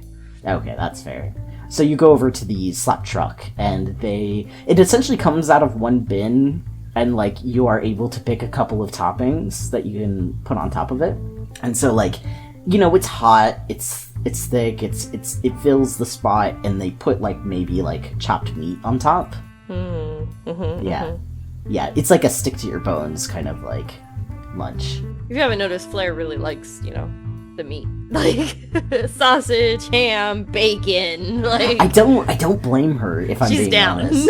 Yeah. Okay, so, of the toppings that you have, there's, different types of meats on this truck that you can pick from. What meat does she pick? Beef and chicken. Okay, so quote-unquote beef. Yeah, whatever they say beef is. Yeah. Whatever they say chicken is, that's what she picks. Okay, so there's probably some type of chopped, a chopped chicken breast sort of thing. Actually, I imagine they probably sell the dark meat here. Probably. It's probably whatever is cheapest. Yeah, so it's probably the dark meat, probably chopped chicken thighs, and then for the beef, it's some type of shredded beef. Yeah. And they kind of glop that on top, and then hand you over your slop bowl. So I go ahead and I pay. I'm not gonna walk away without paying. I don't know that they'd let you walk away. No, what the fuck? But I'm just gonna say I'm gonna pay just in case. That is fair. So that will cost you 1 currency. Okay. Oh, how much currency did my dad give me? Was it the 350 or? Yeah, that's a fair point. We will say that he gave you 15 currency. 15. Okay, so I'm at 14. I'm just gonna yeah. make a note of that. Actually, we're gonna say 18 currency, so you're at 17. Okay. Yeah, see, good thing. I was money conscious. Yeah, definitely. Okay, so thinking she might eat it while she walks, but I'm also thinking that it's probably not a smart idea to take food in between places where people maybe, or hungry people maybe. Yeah, that's a fair point. So I think what she would do is, she doesn't want to see Jack, so she's not gonna, she's not gonna eat in the ship, in the actual little area where the employees eat. But maybe she goes and walks down a little bit towards the sea and sits down next to the sea and enjoys her food. Okay, so are you still in this shipping center area, by the railroad? Yeah. So I'd say I don't know. I was kind of thinking, do you see that little U-shaped black building, right underneath shipping center C? Oh yeah, I do. Yeah, that's what I was kind of envisioning, where her... So, between the two buildings? Yeah, and then, because I was just thinking, the little cutout of the U, that could be, where the employees eat. Yeah, okay. I was kind of, in my brain imagining. It doesn't have to be that way, but... No, I definitely see that. Okay, so she probably walks closer to the railroad, then? Yeah, that little nook in the railroad. Yeah, okay. So she goes down to the railroad, and the thing about Blind Tide Bay around this section is that Blind Tide Bay is the water is always very dark, regardless. But especially in this area at the shipping center, there's sections of the coast where the rocks have been kind of coated in this thick, like, black sludge. And so, while it is a pretty view to looking out over Blind Tide Bay, it's definitely pretty filthy. Which I'm sure she's somewhat used to, though. Yeah, I think so. Maybe she just wants to see all the fishing. Yeah, I guess that's a fair point. At this time, all the fishing boats are kind of out in the bay right now. And so there's kind of all these, like, little sails on the horizon, and some of them are actually powered by coal, so not all of them have sails, but some of them do. So they're just kind of drifting along the choppy water in the distance. Yeah, just kind of eating my food, watching the Blind Tide Bay TV, just taking, like, 30 minutes or so to just relax and enjoy That's beautiful. The slop. The delicious slop. Yeah. Okay, fair enough. Yeah, that whole, like, lunch kind of goes very peaceably. People don't usually bother workers that are, like, sitting, eating anyways in this area, so you're kind of left alone as you're eating. Okay. Let's see, so, go ahead and finish up my food. Would the open air market be? Open air market is a section where they sell a lot of, like, little doodads and a lot of, like, food, especially, like, vegetables. So it's kind of like a farmer's market type thing. It is very much like a farmer's market. Oh, okay. Let's see. And you might find people there selling odd trinkets. Just trying to think, because, well, money conscious, but also I'd imagine if she doesn't actually buy herself something for her birthday, her father might be a little upset. Yeah, well, yeah. She's got to have some kind of present. Yeah. He gave her present money. Let's go ahead and go to the Broken Thread. Okay. And see what sorts of, like, jackets or boots that they have. Oh, okay. I could see that. Yeah. Okay. Something useful. Yeah. So are you following the tracks again, or are you gonna take the street? Let's see. This time, let's go ahead and take the street. Okay. So you pass by the railroad, and you kind of have to, like, weave around the train that's stationed there, and the people that are, like, unloading the train give you a funny look, but they don't really pay you much time, or much attention, because you definitely look like a worker in this area, so they go back to what they're doing. And then you head back down through that kind of, like, the roads through the shipping center are pretty muddy and gross, so by the time you hit the street, and are actually on a paved street, you are pretty muddy, but I think that is kind of the usual for this area.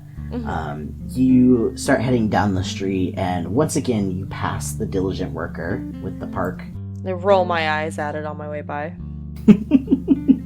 I like the attitude. I'm not very happy about it. Starting to feel a little scoff towards the... yeah, that's fair. She's young, but she knows what it means. Yeah. So you pass by the diligent worker, you pass by Rennigan's shop, and you head towards the Broken Thread. Now, the Broken Thread is, like most of the shops here, it's not the most beautiful on the outside, but inside, the owner, Liz, who is, she's not older, she's probably in her mid-30s, so she's a youngish store owner, and she keeps it somewhat clean in here. Things are kind of organized. You have that smell of, like, it is a used clothes store kind of smell, even though it is fairly clean given the circumstances. Okay, so kind of like a little musty, but not, like, uncomfortable. Yeah, it has a little bit of a must there. Kind of like that antique shop smell. Oh, okay, so I go ahead and I walk in. I can't imagine that I'd know the store owner very, very well. This one in particular? Yeah. You hear from the back, she pokes her head out, and she's, like I said, she's about, 30, in her mid-30s. She has kind of long black, brown hair that she has tied back in a ponytail, and she goes, "Hi there." Hi, how you doing? "I'm good, how are you?" Good. I'm just here to look around. I'm looking for some new but used boots. Can you point them out to me? She kind of scurries, out from behind the counter and down to, a little side room, which is kind of still connected to the shop. If you've ever been in one of those older shops that have, the, multi-rooms. Yeah. Yeah, so she leads you to this next room, which has, used shoes in it. There are, one or two pairs that are kind of on the new, they're pretty much new end, but most of these are used clothes. Oh, okay. Oh, okay, cool, thank you. Yeah, let me know if you need any help with fitting or anything. Okay, awesome, thank you so much. Uh-huh. And she heads back into the other room. So I go ahead and start looking at the boots, see if there's any pairs that are in good condition but moderately cheap. See a pair that catch my eye, they look to be in my size, I go ahead and try them on and they fit. And I look at the price. Am I gonna make the price or are you gonna make the price? I'll make the price, but I want you to tell me what these boots look like. Okay. So, you know what Tim boots look like the brown ones? Like Timberlands? Tim boots. Oh, the work boots? Yeah. Yeah, I know what those look like. Only because I'm partial to black, let's make them black and not blue. Or not... not brown. Sorry. That's fair. No worries. Yeah, I imagine they're made out of leather, fake leather. They're definitely worn. They don't have any holes in them. The sole's still pretty okay, but they have the crease across the top where somebody's walked in them a lot. Yeah. One of the shoelaces was broken at one point. You can see where somebody's tied it back together. But they look to be in good condition to the point where they don't have any leaks. So they're not going to let any mud in or anything like that. But they're definitely, something that I could keep in my closet waiting for my boots right now to give way. Okay. So, yeah, you probably, searching for the price on them, go to ask her what the price is. They are, she takes a look at them, and she actually pulls out the shoelace that is, tied together, and, actually replaces it, because she's okay, no, we can't have that. And, double checks them, make sure they're waterproof, and she goes, these are 9. Let's see, 9, that'll put me at 8 currency, that'll be $4 each for dinner. So I look at them for a second and sigh a little bit, and I look at her and, would you take 8 for them?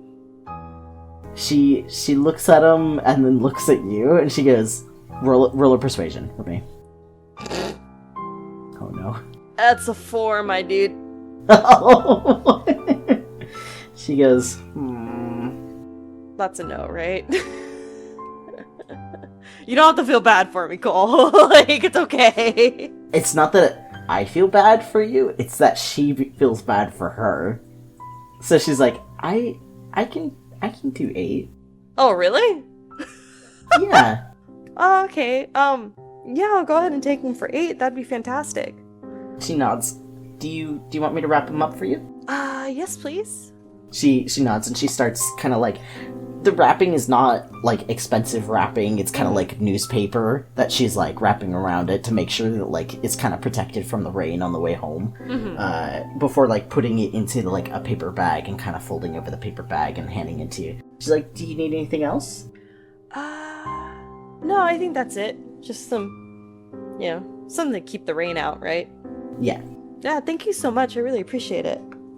Absolutely. Thank you for coming. Come again, okay? I will. Thank you. I go ahead and say my goodbyes and open up the door. I'm starting my long trek home now. Well, it's not too long, thankfully. Yeah. It's, you get to pass by the diligent worker. Again. Which, as you may realize, this is probably something you pass by a lot. Yeah. Which, again, roll my eyes at it on my way by. Constantly reminded about it. Yep. Okay. I don't like it. I don't like it at all.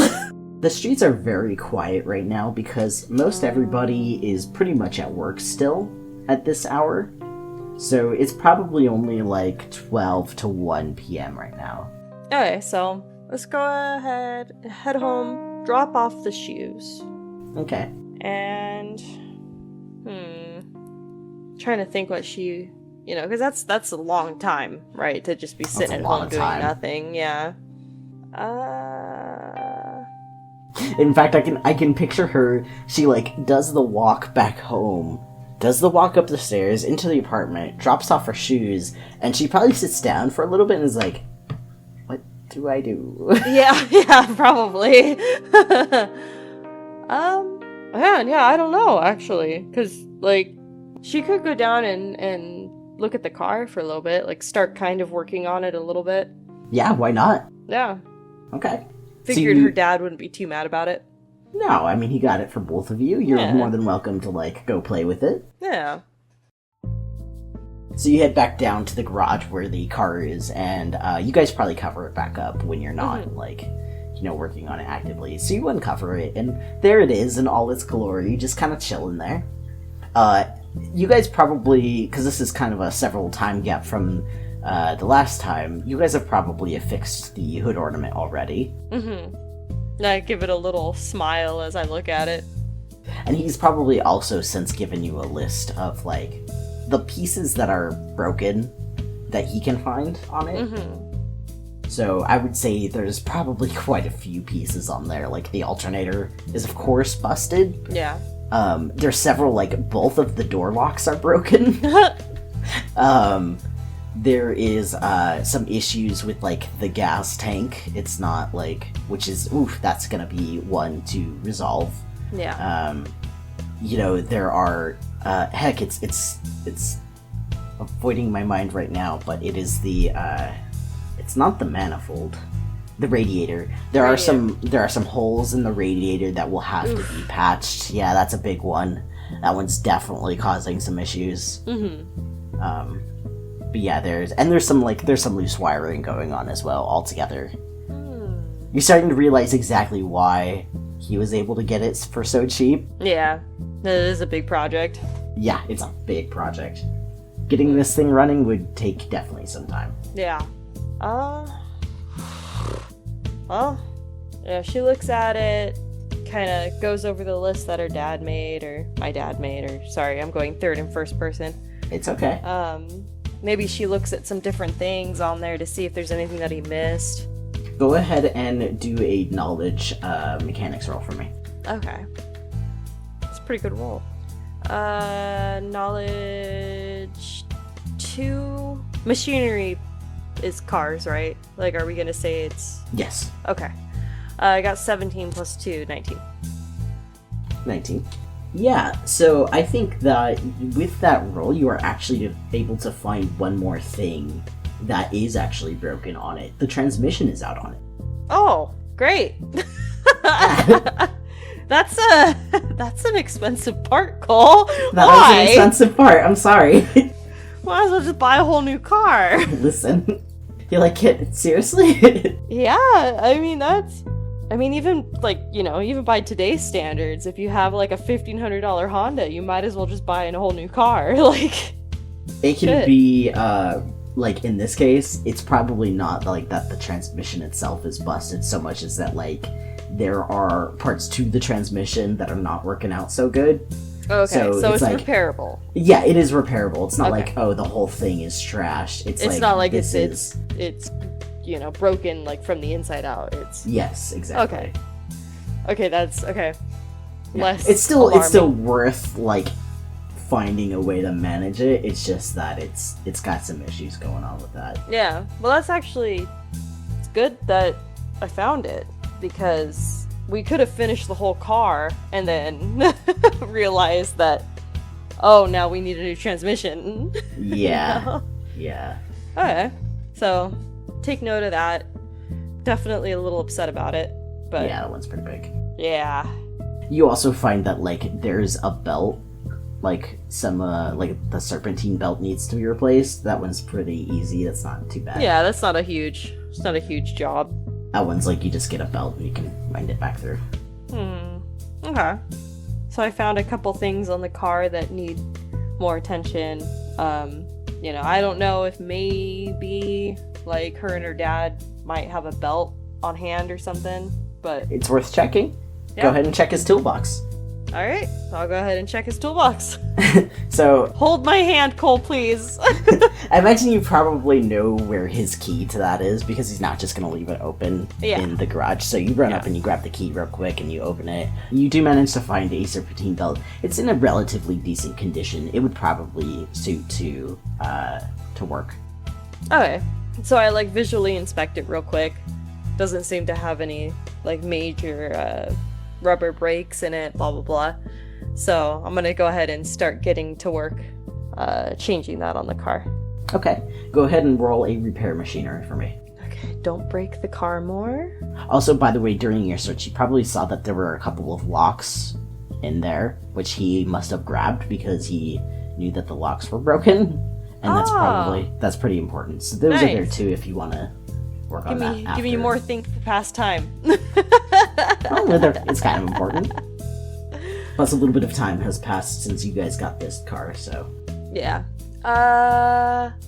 Okay, so I got a 10, plus 2 is 12, plus my 3, which is 15.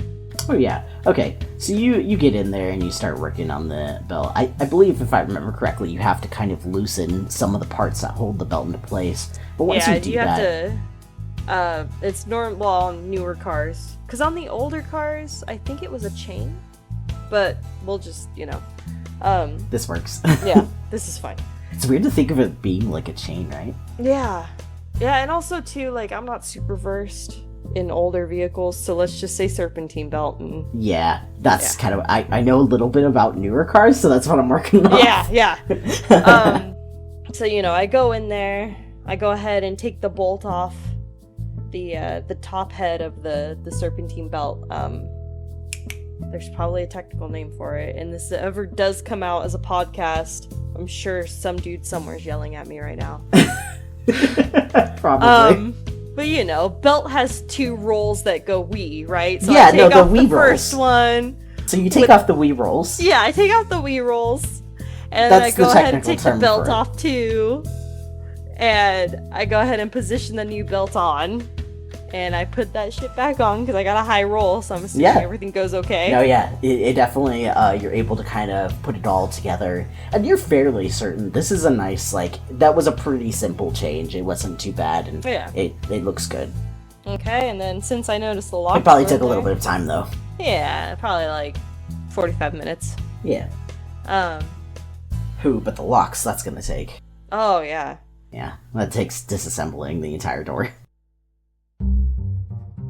Can I ask you what time is it now? Well, you probably got home around 1:30ish, so it's probably about 2:30ish. Oh, okay, yeah. Then there's plenty of time to do locks. So I still have there's 5 hours till Dad gets home.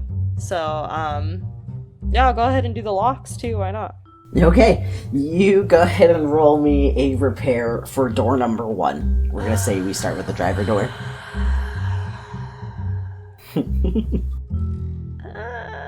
6, 7, 8, 9, 10, 11, 12. 12's not great, but it ain't 12 bad. altogether? Okay.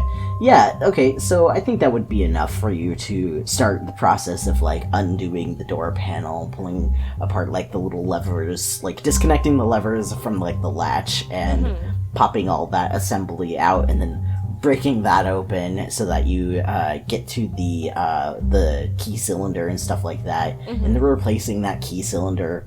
It's very clear to you that somebody broke these locks picking them. So, yeah. That's fair.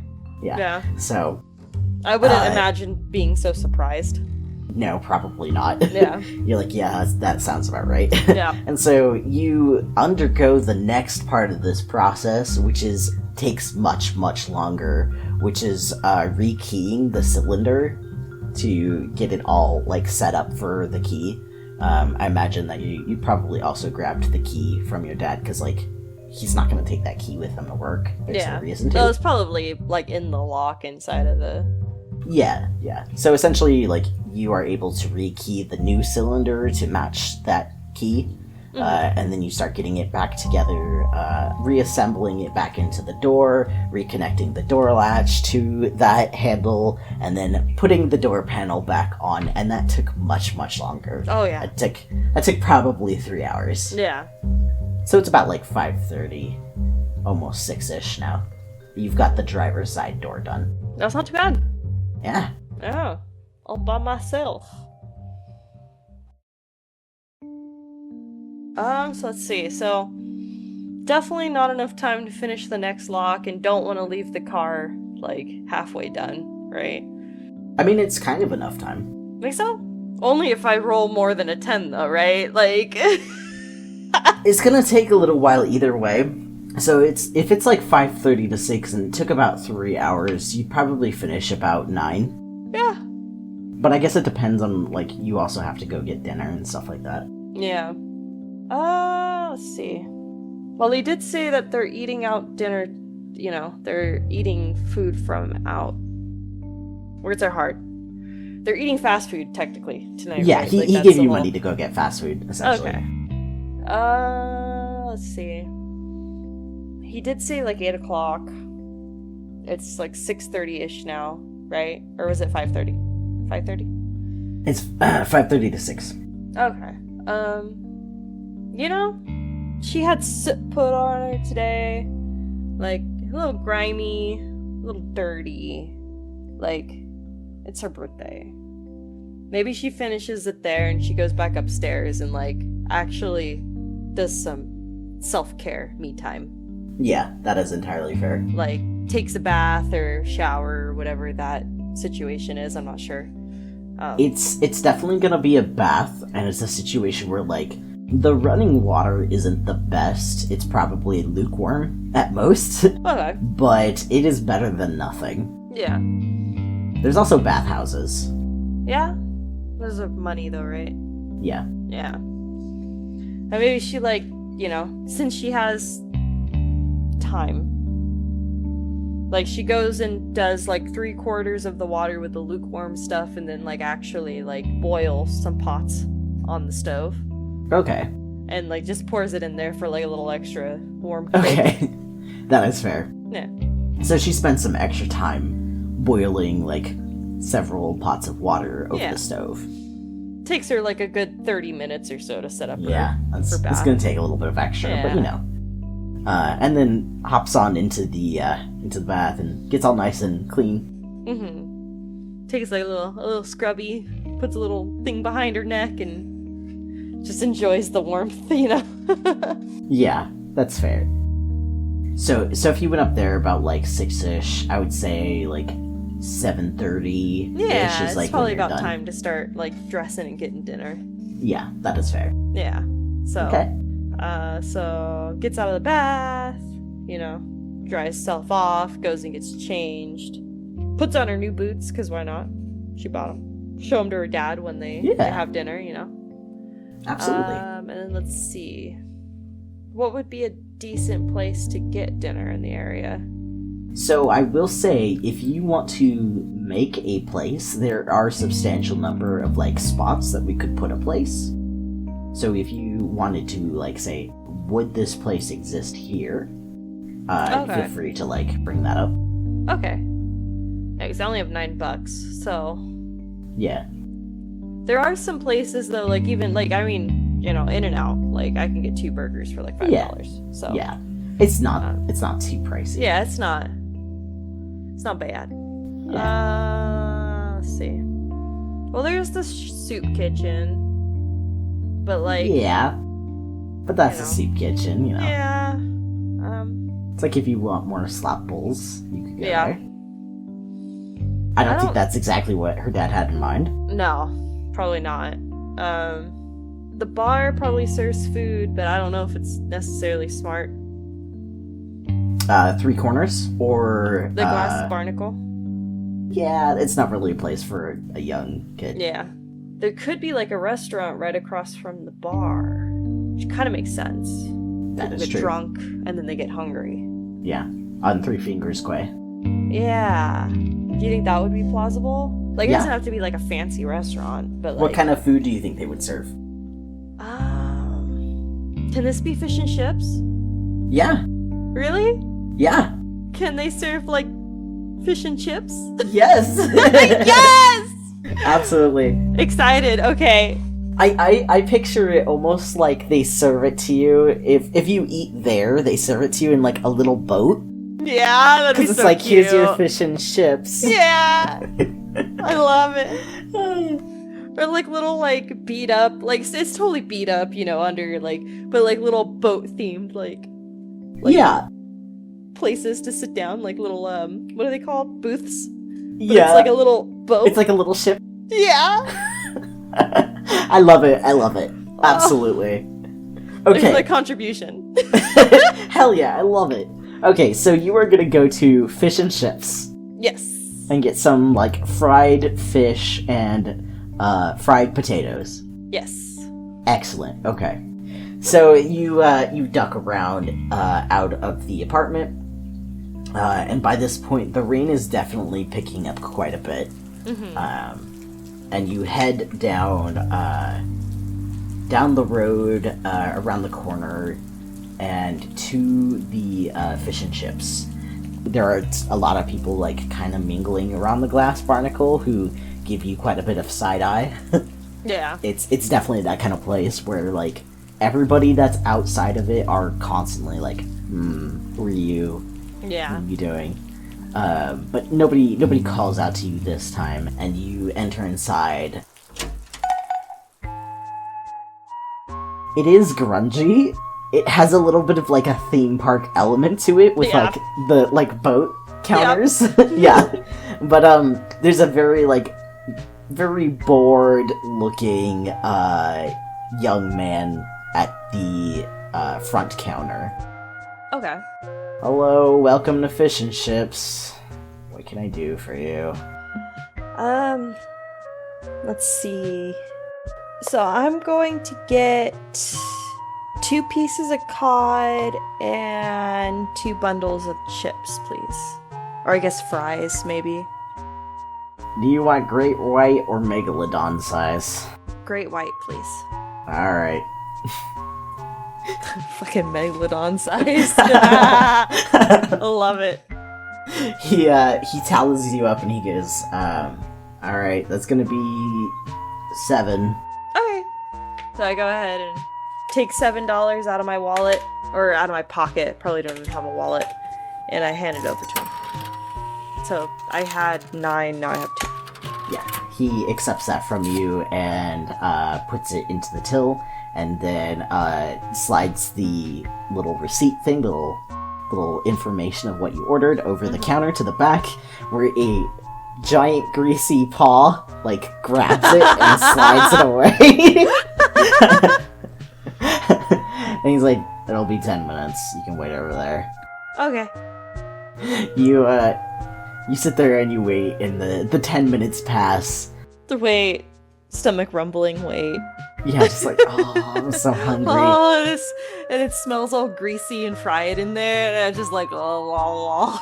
In spite of the kind of grungy nature of the front part of this store, like, the back of it smells so good. Especially given the proximity to Three Finger Quay, you know that the fish that they're getting are super fresh.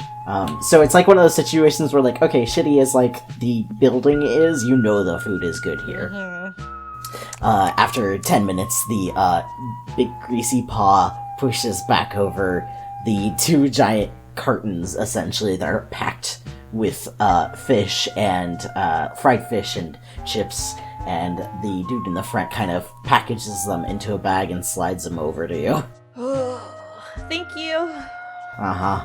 I got in, pick that bag up very carefully, cradle it in my arms, and open up the door and make my way back to the apartment. Okay. You're probably, like, sheltering it with your body from the rain. I'm so fucking hungry. Yeah, don't want it to get all wet and stuff. You head back to your apartment and scurry upstairs, and I think by this time, it's probably around, like, 8-ish. It's about the time that, like, he said he was going to be home, so you expect him to be there when you get there. Mm-hmm. Head up the stairs and open up the door. Surprisingly, he's actually not home, so probably running a little bit late. I see that he's not home. feeling a little downtrodden about it.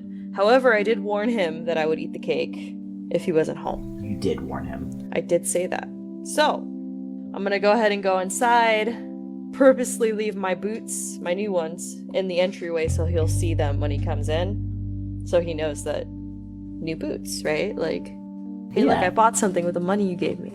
Yeah. I'm gonna go ahead and go in. I'm not sure if they have a microwave, but I assume they probably have like some sort of oven situation. Yeah, there's definitely no microwaves, but there is like an oven. So I'm gonna go ahead and stick the food inside the oven, put it in an enclosed area, so just like plastic bag everything, just stick it in there just to keep it kind of warm, you know? Okay.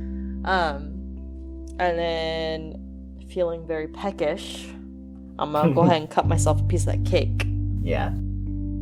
The cake is chocolate with chocolate buttercream icing. Oh, God. And there's like chocolate chips kind of packed onto the sides of it. Sounds so good. Probably like little chocolate shavings as well on top. Both Flarre and I are very excited about this. I'm so hungry right now, Me not just too. from our session. What the fuck? Oh. I'm gonna have to go get food after this. Okay, so you cut yourself a nice little piece of cake and sit there and eat it. It is very delicious, very chocolatey. I imagine you probably pour yourself a nice little glass of milk as well to go with it. It's pretty quiet though. Aside from like as you are finishing your piece of cake, you hear a little bit of a rattling coming from your bedroom. Kitty. I hope it's Kitty. I really do. Okay, so I'm gonna go check the noise in the bedroom. Maybe like an idiot, but I'm assuming it's the cat knocking at the window. Callie's there, pawing at the window. Okay. Because... Good. So I'm gonna go ahead and let Callie in and towel dry her off. She's definitely very wet. She kind of paws at you. Aww. A little bit of a playfulness. Rolls over a little bit on her back. Aww. I go ahead and, pet her tummy and give her a good pat and dry her off and maybe play with her, like finger, like the finger play a little bit. She plays with you for a little while before getting tuckered out and then just like kind of curls up. Oh. I give her a couple more pets and then leave her in the bedroom. Keep the door open though in case she wants to come out and. Oh, and I do close and lock my window. Just so, yeah. Just putting that out there. Good to say. Yeah, trying to cover tracks, right? Yeah, that's fair. It's fair. It's probably like getting around like 8:30, 8:45 right about now. Starting to get a little worried. There's no cell phones or anything, so it's a little hard.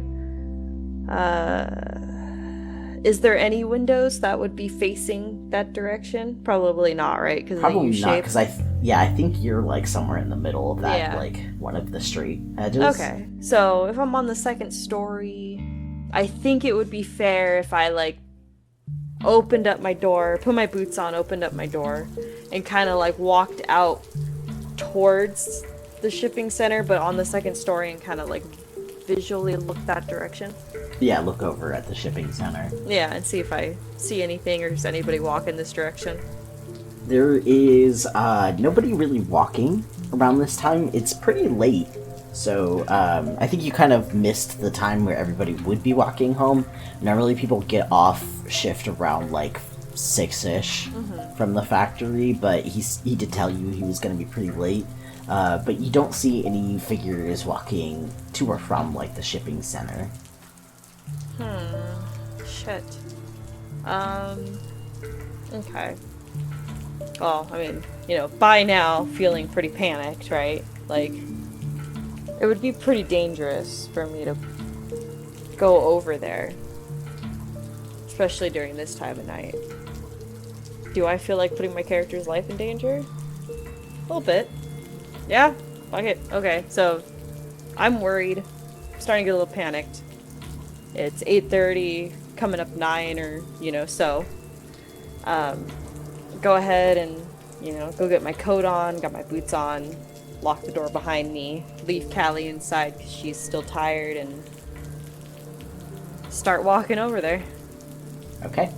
You probably haven't walked this pathway this late at night very much, but you do, like, you recognize enough about everything from the number of times you've walked there to and from work that, you know, you remember this walk, but it is significantly more uncomfortable at night. Mm-hmm. Thankfully, you don't really run into anybody on your way to the shipping center. As you cross over the railroad tracks, I want you to roll a perception check for me.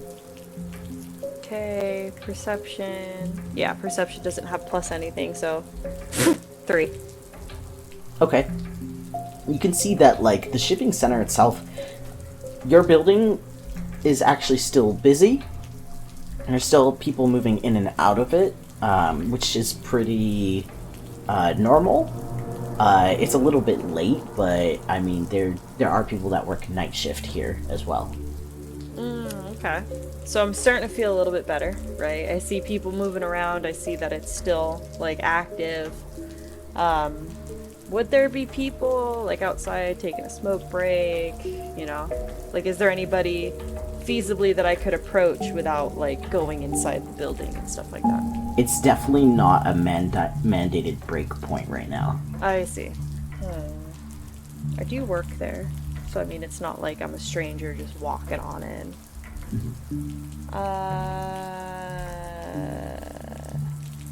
Okay. So, go ahead and approach the door, you know, and I assume it's probably like big warehouse type doors. Am I assuming correctly, or? I think you're probably... Oh, like the really big ones? Yeah, like the really big, maybe like barn type doors, you know? I think there's both. Okay. Yeah, so, I mean, it's like you can either go in through the small doors or through the big doors. The big doors are open right now. Okay, yeah, so I just kind of, you know, timidly walk up to the big doors and just kind of visually look inside to see if I can see my dad anywhere.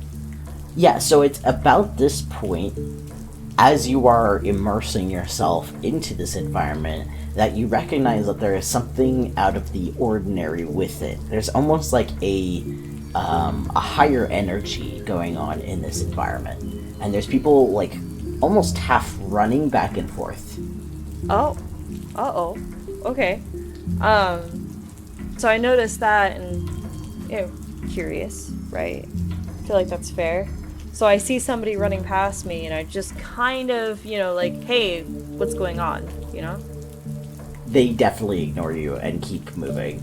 It seems like they're heading over to a group of people that are actually, and this is now when you're recognizing is, there are a group of cars kind of parked next to the shipping area, and there are some people gathered around it that appear to be police. Oh. Uh-oh. Well? Okay, well, I'm curious, 15-year-old. You know, like, what happened? Did the place get robbed? Like, did somebody start a fight? Like, that kind of stuff. So, I do make my way over. You know, I'm a small little girl, so I can't kind of see over everything, but I try to, like, listen in and see what people are talking about. Okay. I want you to roll a, in this case, it would be... I believe this would still be a perception check. Oh god, I've had the worst luck with perception checks. Yeah, you have had some difficulty with them. Let's see what you get.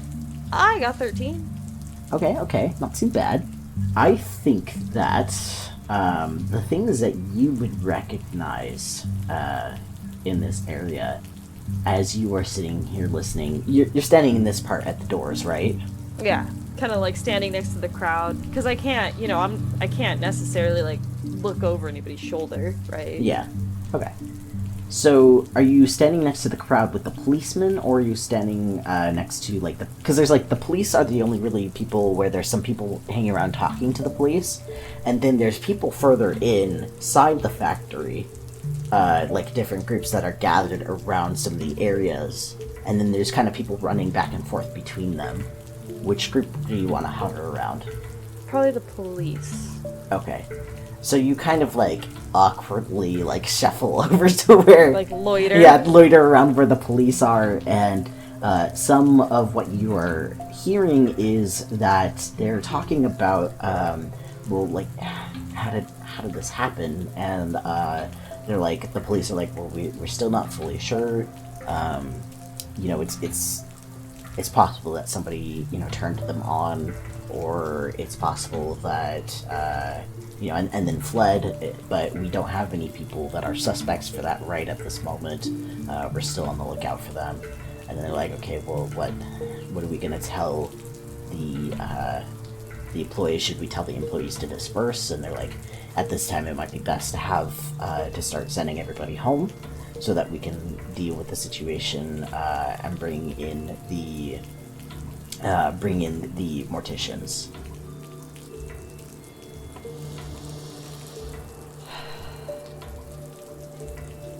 Okay, well, that definitely piqued my interest. Because now I know that somebody, was once alive who is now isn't. I think you would also probably hear, once that is brought up, they would be like, okay, well, what about the ones that were, sent to the hospital? And like, we're still waiting to hear back about that. Oh, I see. So it was, was a big type incident thing, right? Mm-hmm. I don't know. I don't know. I just GM here. Do you GM here often? No, it's totally okay. I understand sometimes I may ask questions that are a little too... No, it's okay. It's okay to ask those. Yeah. I'll just tell you, sorry, I can't answer that. Yeah, that's fine. Totally fair. Okay. So taking that information, I'm definitely interested. And so now, being the small girl that I am, I kind of make my way into the factory and kind of, start making my way towards one of the bigger groups of people to see what I can hear over there. Yeah, so you start heading over to that group. I want you to roll a perception check for me. Not another one. I believe in you. Oh! Natural 20! The first words that you hear as you near this group is Foreman Samuel talking to somebody and asking for help. It's like, okay, come over here. We still don't have Hugh out. Fuck. Okay.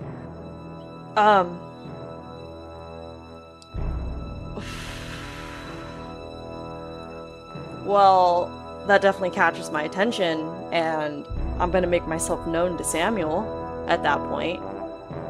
You'll have to, you can hear his voice, but you'll have to push through the crowd to get to him. I see. Okay, so I'm pushing through that crowd.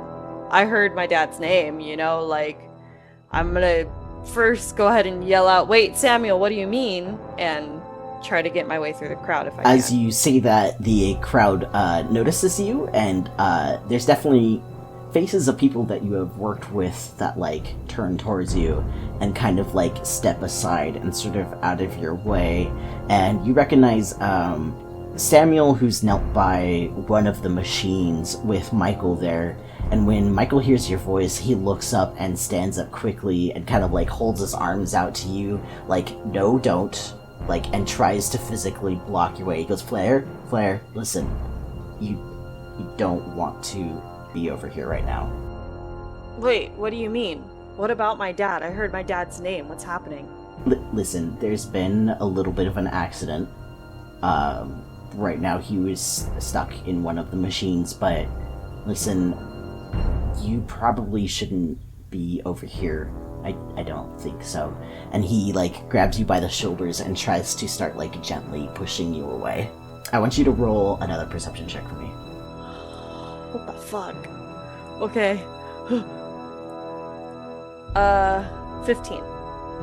Over Michael's shoulders, just before he blocks the way, you catch a glimpse of what Samuel is looking at. And he is trying to physically, push up parts of the machine, and he has one of the machine operators with him. And you can see a pool of blood that he is, like, kneeling in, and a hand that is partially out of the machinery.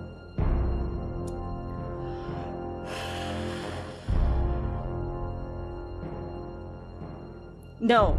Michael, no, wait. What? Flarre, look, you need to go home, okay?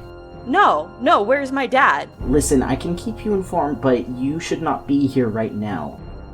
Michael, there's a fucking hand coming out of the machine. Where's my dad? Michael looks very lost, and he doesn't know how to answer that. And it is very clear to you the reason that he cannot answer that is that he cannot tell you the fact that that is your dad in there. And he gestures some people over to take a hold of you, to take you and bring you out of the factory. So, I'm gonna fight those people and try to run over. Okay. To the... Is that okay? Yeah, you're gonna have to roll athleticism versus their athleticism. Okay. Yeah, it's a roll versus or plus my number, right? Yes. I got an 8, so... Yeah. One of them you slip, like, through their fingers and they can't get a grasp on you, but the other two definitely, like, grab you by the shoulders. And you can kind of hear Michael talking to them, giving them directions on, where to take you.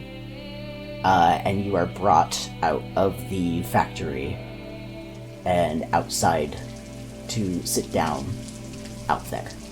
So, like, you know, they're dragging me out, like I'm making a total scene. Like, I'm screaming, I'm kicking, I'm like, you know, I can't get away, but I'm making it very verbally known that I'm not happy about this.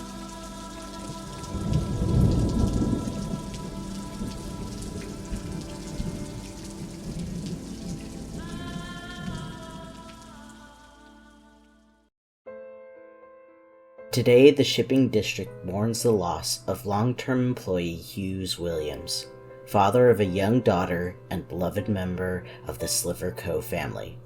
Hughes was well known for covering for new hire trainers and assisting any that might be ailing at work, quick to lend a hand to any in need. According to those he worked closely with, it was precisely this penchant for helping that led Hughes to climb into a machine that violated stop request protocol, starting of its own accord while another member of the team was trapped inside. This most recent event is one of many in a string of disasters related to faulty equipment in the factory industry near the Storm Gulch, and serves as a reminder of the conditions and working hazards many of the employees face on a day-to-day basis.